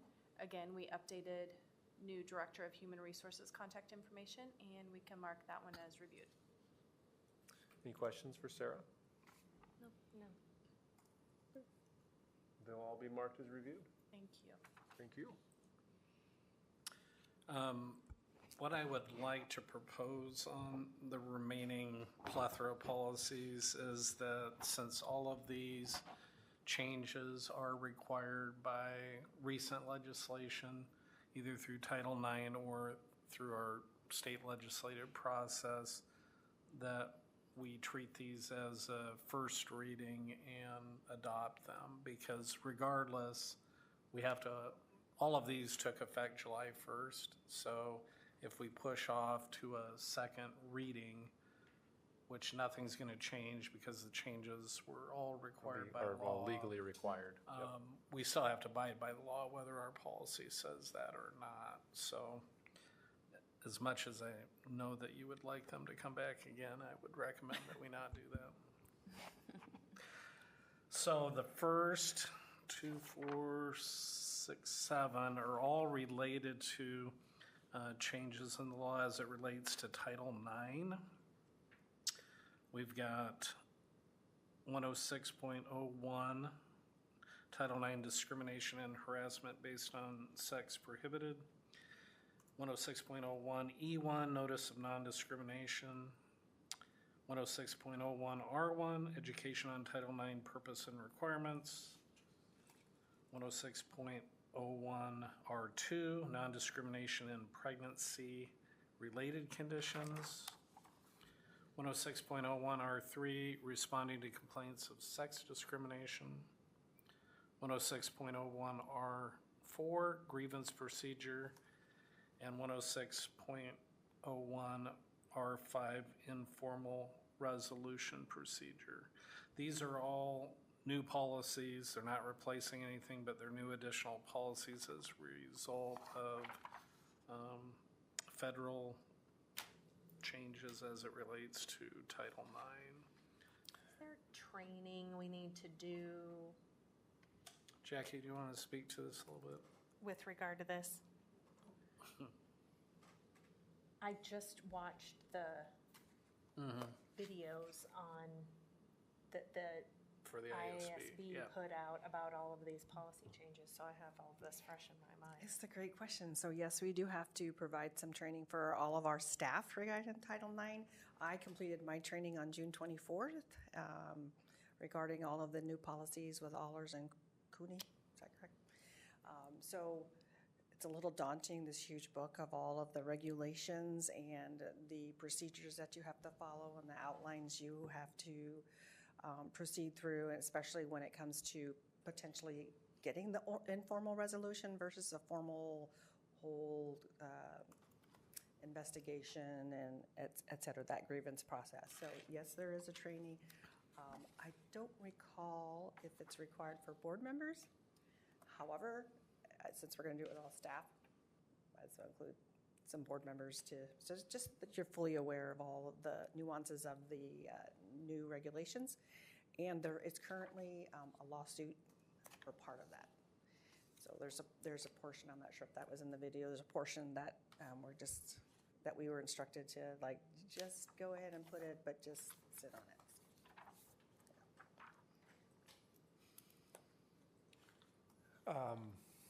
The policies are, these are all IASB drafted, reviewed policies. Okay. And they pretty much, I went through and checked in my training, and yep, pretty much word for word, everything on all of those documents. And based I on would the training. suspect Allers and Cooney, who they use for these, probably wrote them. Drafted it. Yeah, they've been thoroughly vetted by people well more versed in this than the 6 of us. Thank you. Any other questions about the 106 series of policies? If not, can I just take care of those before you move on, Theron? Can we just? Yeah. Okay. Is there a motion to, I guess, adopt 10601, 10601E1, 10601R1, R2, R3, R4, and R5, and waive the second reading. So moved. Second. Morales Faltis, all in favor, say aye. Aye. Opposed, say no. Motion carries 6-0. Okay. Okay, so we'll take the next 4, 5 in one batch. We've got 200.04 board members, social media engagement, which provides some greater insight as it relates to board members' use of social media and kind of the balancing act between freedom of speech and when you're in positions of speaking on behalf of yourself versus being perceived as speaking on behalf of the board. It's about as clear as mud, I think. 206.03 Secretary Treasurer and 206.04 Treasurer basically amends the language to reflect some increased flexibility and liability protection for those positions in addition to board members there. 401.06 limitations to employment references and 402.03 abuse of student by school district employees further clarify things that have to be reported and documented as it relates to past experiences as well as current incidences and how the documentation of the disciplinary process and that sort of thing goes. It's really targeting misbehaviors as it relates to sexual relations between staff, students, sexual harassment, that sort of thing. Those are all amended policies, and I would recommend approving and waive the second reading.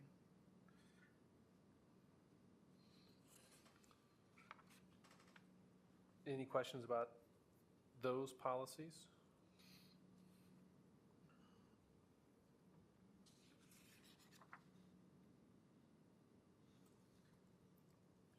Okay, then is there a motion? Let's see here. Those are, is 206.03, is that a new one? Secretary Treasurer? It's amended. No, there is a new one. The 20603 is new. That's a new one. Oh, is it? Yep.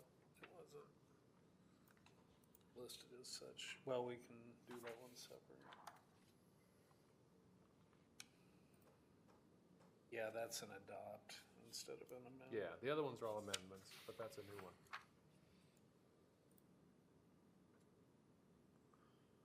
Okay. So 200.04,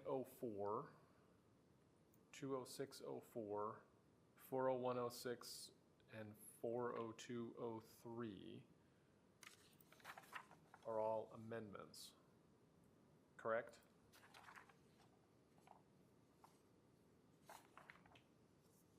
Yes. Okay. So we need a motion? Yeah, 402.03. Yep. Yep. That was the one on the abuse of that Yeah. policy. Yep, Yeah. okay. So, Can I get a clarification? Yeah.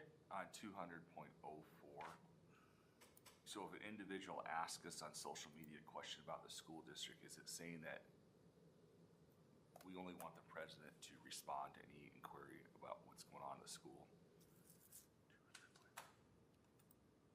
I read it as refer it to Sean or to Dr. Schutte, kind of the appropriate person to answer the question. Yeah, the board president generally is considered the spokesperson for the board. But it's a generic question. Are you saying no, don't respond to it, somebody? Or? You know, if it's just factual information related, I don't think there's a problem to respond. Okay.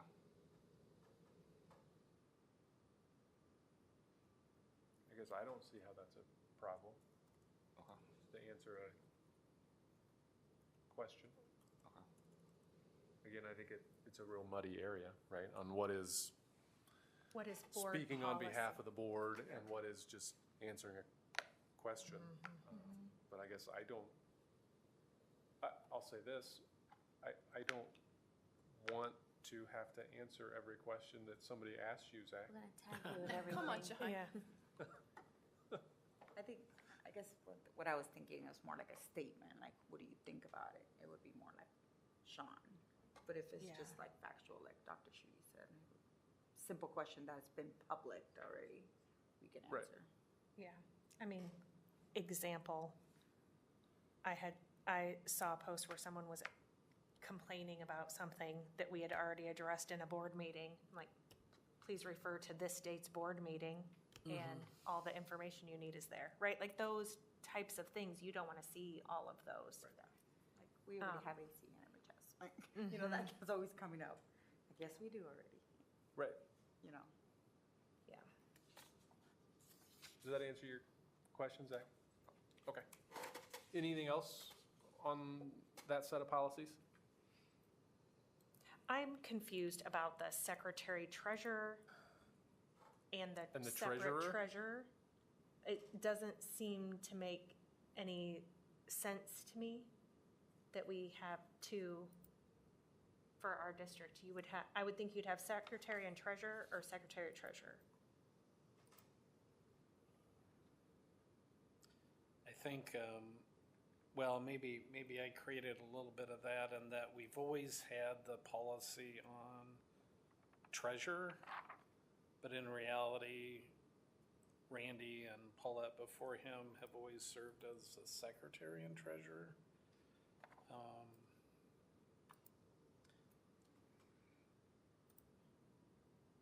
So that's why I felt it appropriate that we adopt that new policy on secretary treasurer.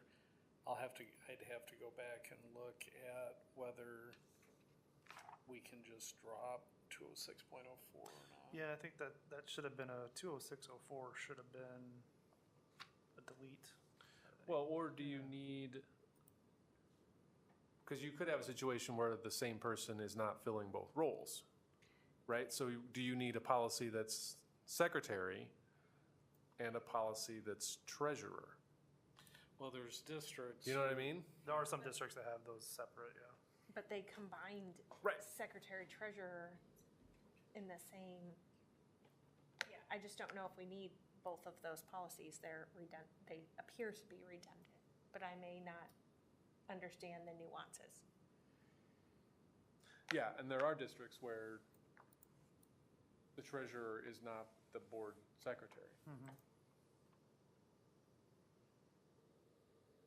Well, and I believe we did identify within these amendments that the business manager would be the backup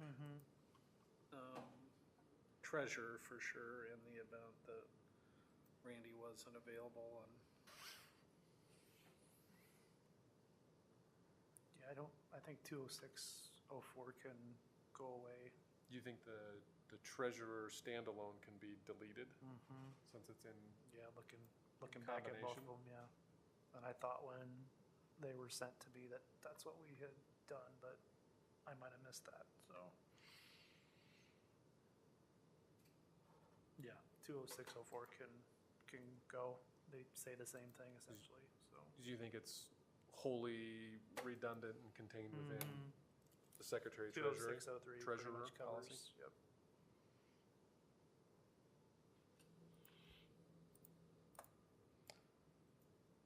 I'm certainly fine with deleting a policy if everybody else.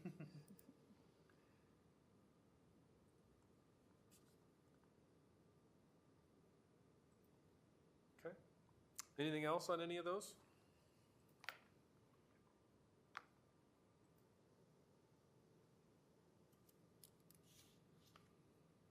Okay, so 20603 will need to come back for a first reading to be adopted, right?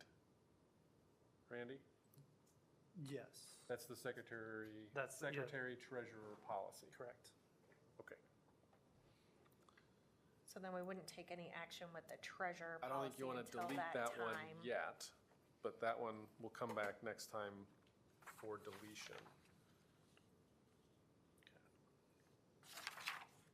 And the other policies, 20004, 40106, 40203 of the ones Dr. Schutte just spoke about. Those would all come back for a first reading to amend.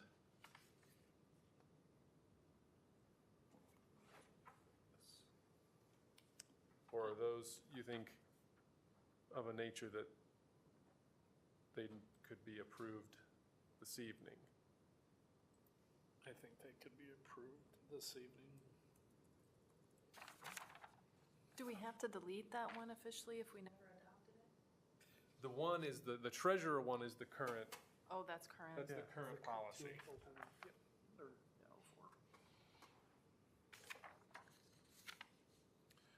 Okay, then on those other ones, 20004, 40106, 40203, is there a motion to amend and waive the second reading? So move. Second. Morales, Stanley? All in favor, say aye. Aye. Aye. Opposed, say no. Motion carries 6-0. 501.03 on compulsory attendance and 501.09 on chronic absenteeism and truancy. I'd like to table those. We need to have a little bit more discussion of those internally before we bring those forward. Okay. 501.09E1, request for remote learning form, that needs to be deleted. That was based on law that took place during COVID, and they've now rescinded that. Sorry, which one was that? 501.09E1. Okay.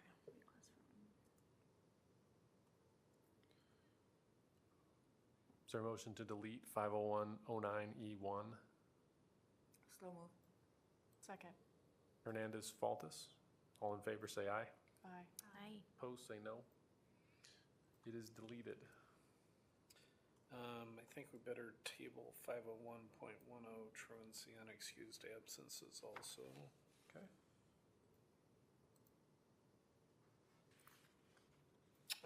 501.12, pregnant students was an existing policy that needed to be adjusted. And you might remember one of the earlier policies the new policies referenced pregnant students as well. So recommending approval and waiving the second reading on that. Questions about 50112? Then is there a motion to amend 50112 and waive the second reading? So moved. Second. Faltis, Morales. All in favor, say aye. Aye. Aye. Opposed, say no. Motion carries 6-0. 501.14, open enrollment transfers procedures as ascending district, and 501.15, open enrollment transfers procedures as, I got this, Receiving. I don't know why that has the same title. One's sending, one's receiving in the actual Oh, policy. receiving district, yeah. So this has to do with a couple changes. One, they've reinstituted the deadline of applying for open enrollment. They've reinstituted the March 1st deadline. So the wild, wild west didn't work so good, huh? Oh. Another has to do with transportation as it relates to it. There's some idiosyncrasies about if they're open enrolling from a large enough district, then it's possible, depending on how far they live to the school they want to go to in another district compared to the school within their own district, they might be able to have a bus from their receiving district come into your district in order to pick them up. We haven't had a lot of guidance on how that's going to look or work, but there's some changes in how transportation can look as it relates to that. And then, trying to think what the other nuance was. Oh, there was another nuance regarding district's ability to rescind open enrollment on students who are determined to be truant or chronically absent as well. So all of those are reflected. I think probably, I would recommend we just go ahead and approve these, and then we'll be expecting to receive some additional guidance on how this works. If you watch the ISB session on these legislative changes, there was a lot of unknowns yet in terms, here's the law, how we're going to implement it, not quite sure yet. So that's kind of how I feel a little bit about this one, particularly as it relates to the transportation piece. And I think if you haven't watched those, they might be good just to go, even if you don't need more hours like I did. So they were very informative. I would recommend on both of these that we recommend approval and waiving the second reading on the changes. Questions about 501.14 and 501.15? Oops. Then is there a motion to amend and waive the second reading? So moved. Second. Stanley Hernandez. All in favor, say aye. Aye. Opposed, say no. Motion carries 6-0. We can probably try to knock three of these out here together. 502.06, language relative to weapons provides opportunity for the superintendent in writing to give permission in certain circumstances for students and or others to have weapons at school if they're for educational purposes. 505.02 student promotion, retention, acceleration. Largely the change on that is, and we already have to do this for schools that are on the priority list, but if based on the state assessment, students are deemed to be lacking proficiency, we have to notify in reading, we have to notify the parents of such, and that they can so choose to request for their children to be retained if they wish to. So that was the biggest change as it related to that. Basic Instructional Program 603.01 has some new requirements as it relates to the social studies curriculum. So I would recommend approving those amendments and waiving the second reading. Questions? Okay, is there a motion to amend 502.06, 505.02, and 603.01 and waive the second reading? So moved. Second. Stanley Morales, not Stanley, Faltus Morales. All in favor say aye. Aye. Opposed say no. Motion carries 6-0. There's a new policy 603.12 called post-secondary education counseling, and it's highly promoting that post-secondary education counseling taking place or requiring it to take place in high schools. You can but don't have to hire a counselor for that specific purpose. We've obviously had some counseling positions, whether they were through shared partnership with MCC or whether it's through the Gear Up or whatever that provides that service specifically. But you have to, at least if you don't hire someone for that purpose, to designate someone or people who have that responsibility on your staff. I would recommend adopting that new policy and waiving a second reading. Do we have someone hired specifically for this, or are we? We are pausing for a counselor at the high school. Okay. Other questions? Then is there a motion to adopt 603.12 and waive the second reading? Second. Faltus Stanley. All in favor say aye. Aye. Opposed, say no. Motion carries 6-0. 607.02, student health services, the change there makes sure to exclude dental screenings from those things considered to be invasive physical examinations. 708 R1, care, maintenance, and disposal of school district records sets the requirement to hold on to records related to Title IX dealing with sex discrimination. You must keep those records for 7 years.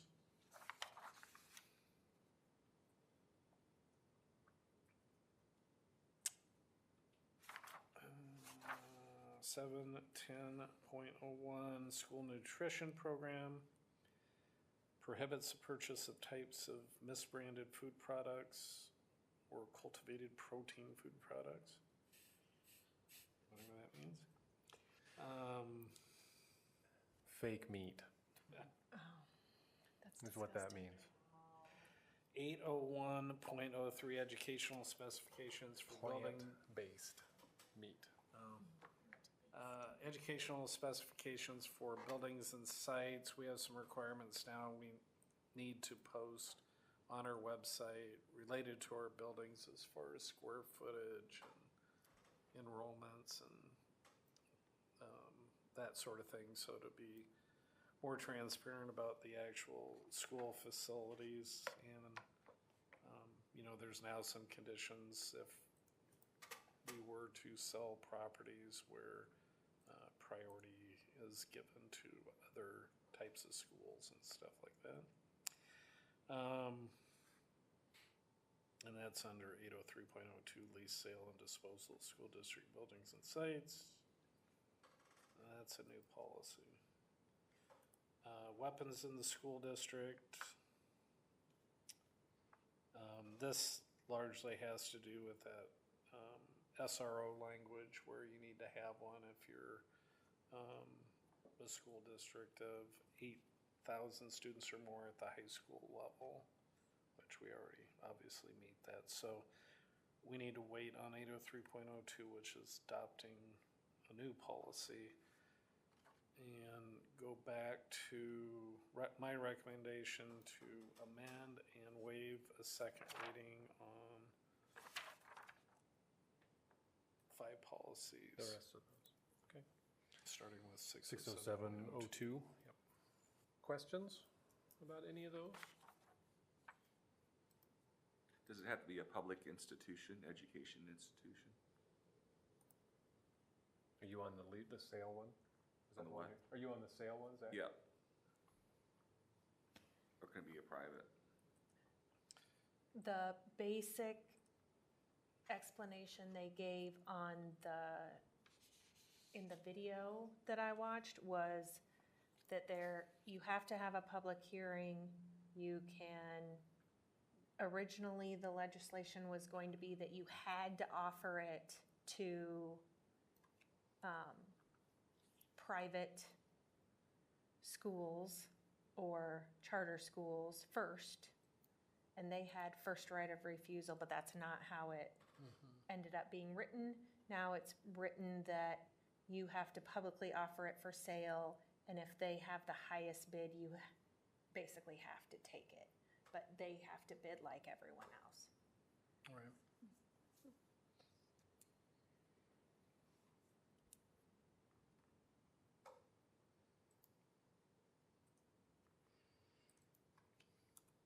Any other questions? Then we need a motion to amend 607.02, 708R1, 710.01, 801.03, and 905.03, and waive the second reading. So move. Second. Morales, Faltus, all in favor, say aye. Aye. Opposed, say no. Motion carries 6-0. And then 803.02. Any other questions on that one? Then we need a motion to adopt 803.02 and waive the second reading. So moved. Second. Faltus, Morales, all in favor, say aye. Aye. Opposed, say no. Motion carries 6-0. Oh, That was painful. That was. But it'll make the next meeting so much better. oh, I've heard that before. You promise. You promise? One of the things they said was this 106.01. She had those all written, that series written, but there's a previous one that we actually are supposed to, you're not supposed to have both of them. They actually conflict with each other. A previous one that we would have had in our list of policies. So we might need to look at that for the next meeting. In terms of Title. Deletions? policy. Yeah, we may Okay. need to delete a policy. She said Okay. they actually conflict with each other and you can't really have both active at the same time. Did she say, because usually, She that said was, because of and this was before, this was earlier, so I don't know how much of this has been resolved, but because of the court case pending, she has two separate pieces in there. One, she left the old one in until the court case gets resolved. oh, okay. And I've got to call into her Saban anyway to discuss another issues, so I'll ask her about that when I talk to her. Okay.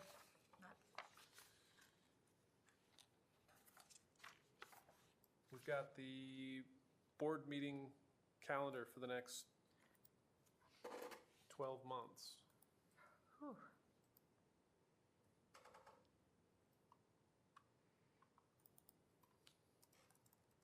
And Martin Luther King Day must fall a week later this year, because that the January meeting is on a Monday. That is Right? true. So I assume I Martin looked Luther at King that. Day is a week later, Yeah, Martin Luther King Day is, the 20th? yes. Yep. Question though, March 17th is spring break. Yeah, we'll move that. Let's see. Yeah, Martin Luther King was the 20th. And is the meeting 13th? Yes. Yep. And then.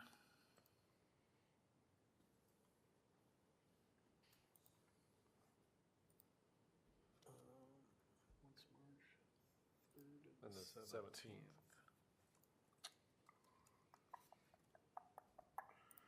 Well, if you. Already making your plans for? Sean, yes, I have like things. She beat me to the punch. I had it written down right here. You did. We'll go ahead and move that second meeting to the 24th because we have an extra Monday in March with the 31st, so we'll just make that adjustment. The 24th instead of the 17th. Instead of the Okay. 17th. Yeah.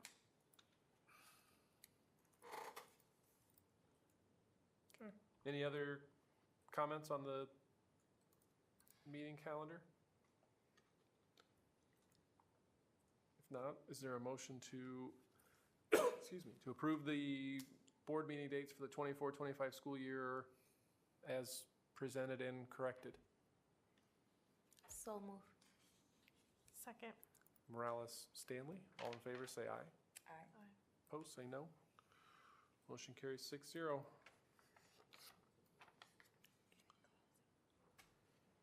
Reminders.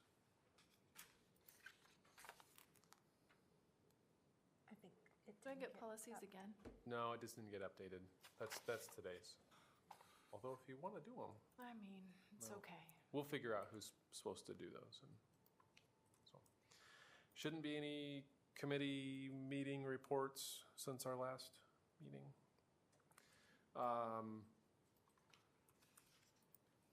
Future agenda, meeting evaluation. How do we want to do goal setting for this year? Do we want to do a work session? We can, it would be, Or how it do would be nice if we could get at least to the point of having a draft. We're gonna have we hope to have a draft of the strategic goals, strategic plan, by at least the second meeting in August. Okay. We're still working through those and committees and stuff. And it's been a little bit challenging to pull people together with summer breaks and vacations and stuff like that. But we've covered 3 of the 5 goals, and we've got meetings next Friday on the other 2.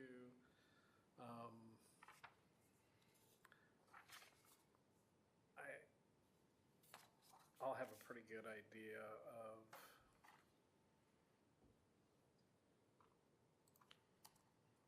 I don't know. I mean, we could do our superintendent board goals ahead of that, because I'd have a good idea if whatever it is that we discuss or identify or recommend ties in with the new strategic plan, or we could wait to, with the idea that at least by the end of August, we'd try to have those nailed down. I don't have a preference. I just. Anybody else? Wait till the strategic plan to do board and superintendent goals for the upcoming year? It would be good to, I think, to have that conversation before school starts, if we can. Ideally. Okay. So, do you want to do like a work session in August on superintendent board goals? Is that okay, everybody? Sounds great. Yeah. Are we talking about during the day or during the board meeting? After? I assume it would be after the workday kind of a thing. Is that okay? Yeah. So our meetings are on the 5th and 19th. We could schedule one for Monday, the 12th. It's fine with me, but I don't go anywhere, so. What was the question, sorry? The 12th of August for a work session on superintendent board goals. Oh, it's fine.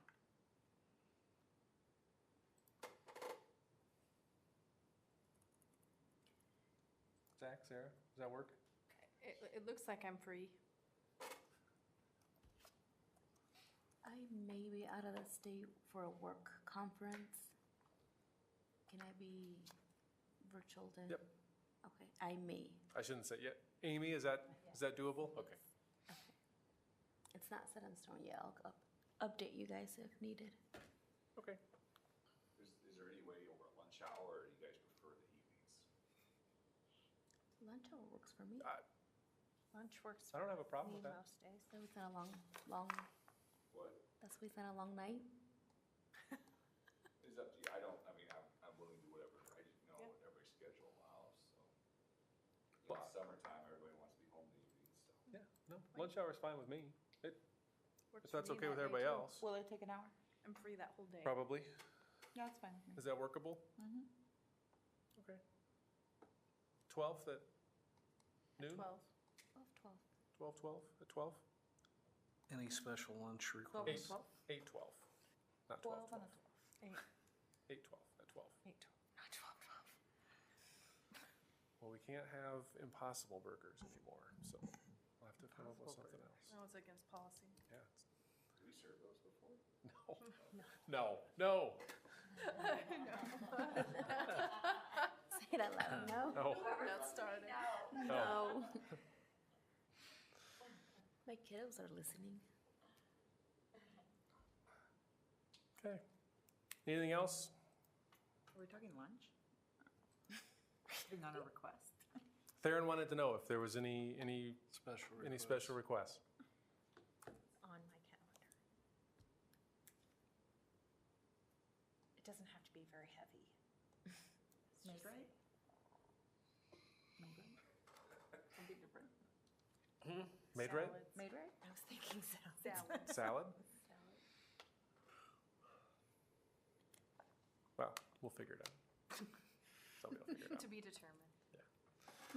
Okay, what have we done this evening to improve education for the students in Marshalltown? We approved a recommendation for Miller. Yes, we did. That's the time we got one. Yeah. It's pretty exciting. It is exciting. I think it's exciting that the committee kind of came together with a plan that is, they're trying to do the best that they can for the town, but still get the students and the teachers what they need, so. I think Deb summed everything up really well. Yeah. Talked with her for like an hour and a half this afternoon and kind of talked through some things, and it was a great conversation. I think we're just realistic that something needs done right away, and what's the community gonna support, you know? And I think it's a great path. Yeah, it was interesting because at that last meeting where they kind of came to a general consensus, we talked about we can kick it down the road another year, you know, and that's part of the challenge is you gotta wait a year if you don't do something, or if you do something and it doesn't get approved, you gotta wait another year, if then, you know, maybe two, if you don't feel like you have the right plan. And this group was, they were all unanimous that, no, we need to do it now and move forward. And even though there were some very strong opinions, and I think I even shared with you guys, I was, just like Bob was talking about, I was vacillating back and forth because I started off being, you know, we got to do something at Miller, to then feeling like, well, maybe a new building on a new site. But as we got talking about all those pros and cons and stuff, then, and when we gave the survey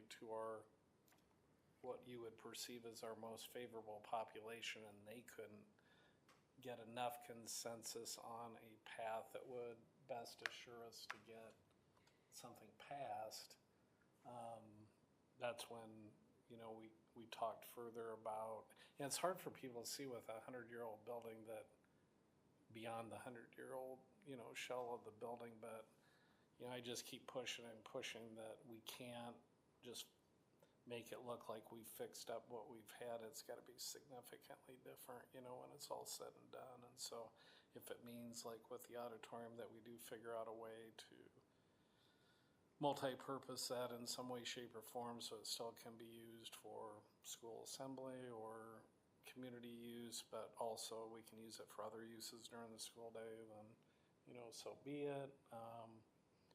You know, with the gymnasiums, I've talked to them about, you know, if we are going to have two gymnasiums side by side, then we should figure out a way to get a walking track around one of those gyms, like what we saw at Knoxville when we went and visited there, which doesn't significantly increase the cost. It's just how you do it. And they're, you know, they've plugged and played themselves as architects with, to make sure everything can fit in the different spaces, but there's been no decisions on how any of that for sure. And they have not engaged us as a district to, which I've talked to them about, we need to do a charrette around the possibilities of any of those spaces that are considered flexible spaces. So, yeah, I think it's exciting, and our next step will be to help facilitate getting a yes committee together, which I hope to be another, you know, 20 to 30 people beyond who we've engaged thus far to keep building capacity that way too. And a few of the people who are in the audience tonight are giving consideration to help co-facilitate that. So, anything else? Is there a motion to adjourn? So moved. Okay. Faltus Morales? Hernandez. You said, what, you didn't, what You did like you say? started to say I started, but then something. she finished it, so I just saw Hernandez. All right, you got it. Faltus Hernandez. All in favor, say aye. Hi. Opposed, say no. We are adjourned. And there is supper. A lot of credit. Jackie, how's it going?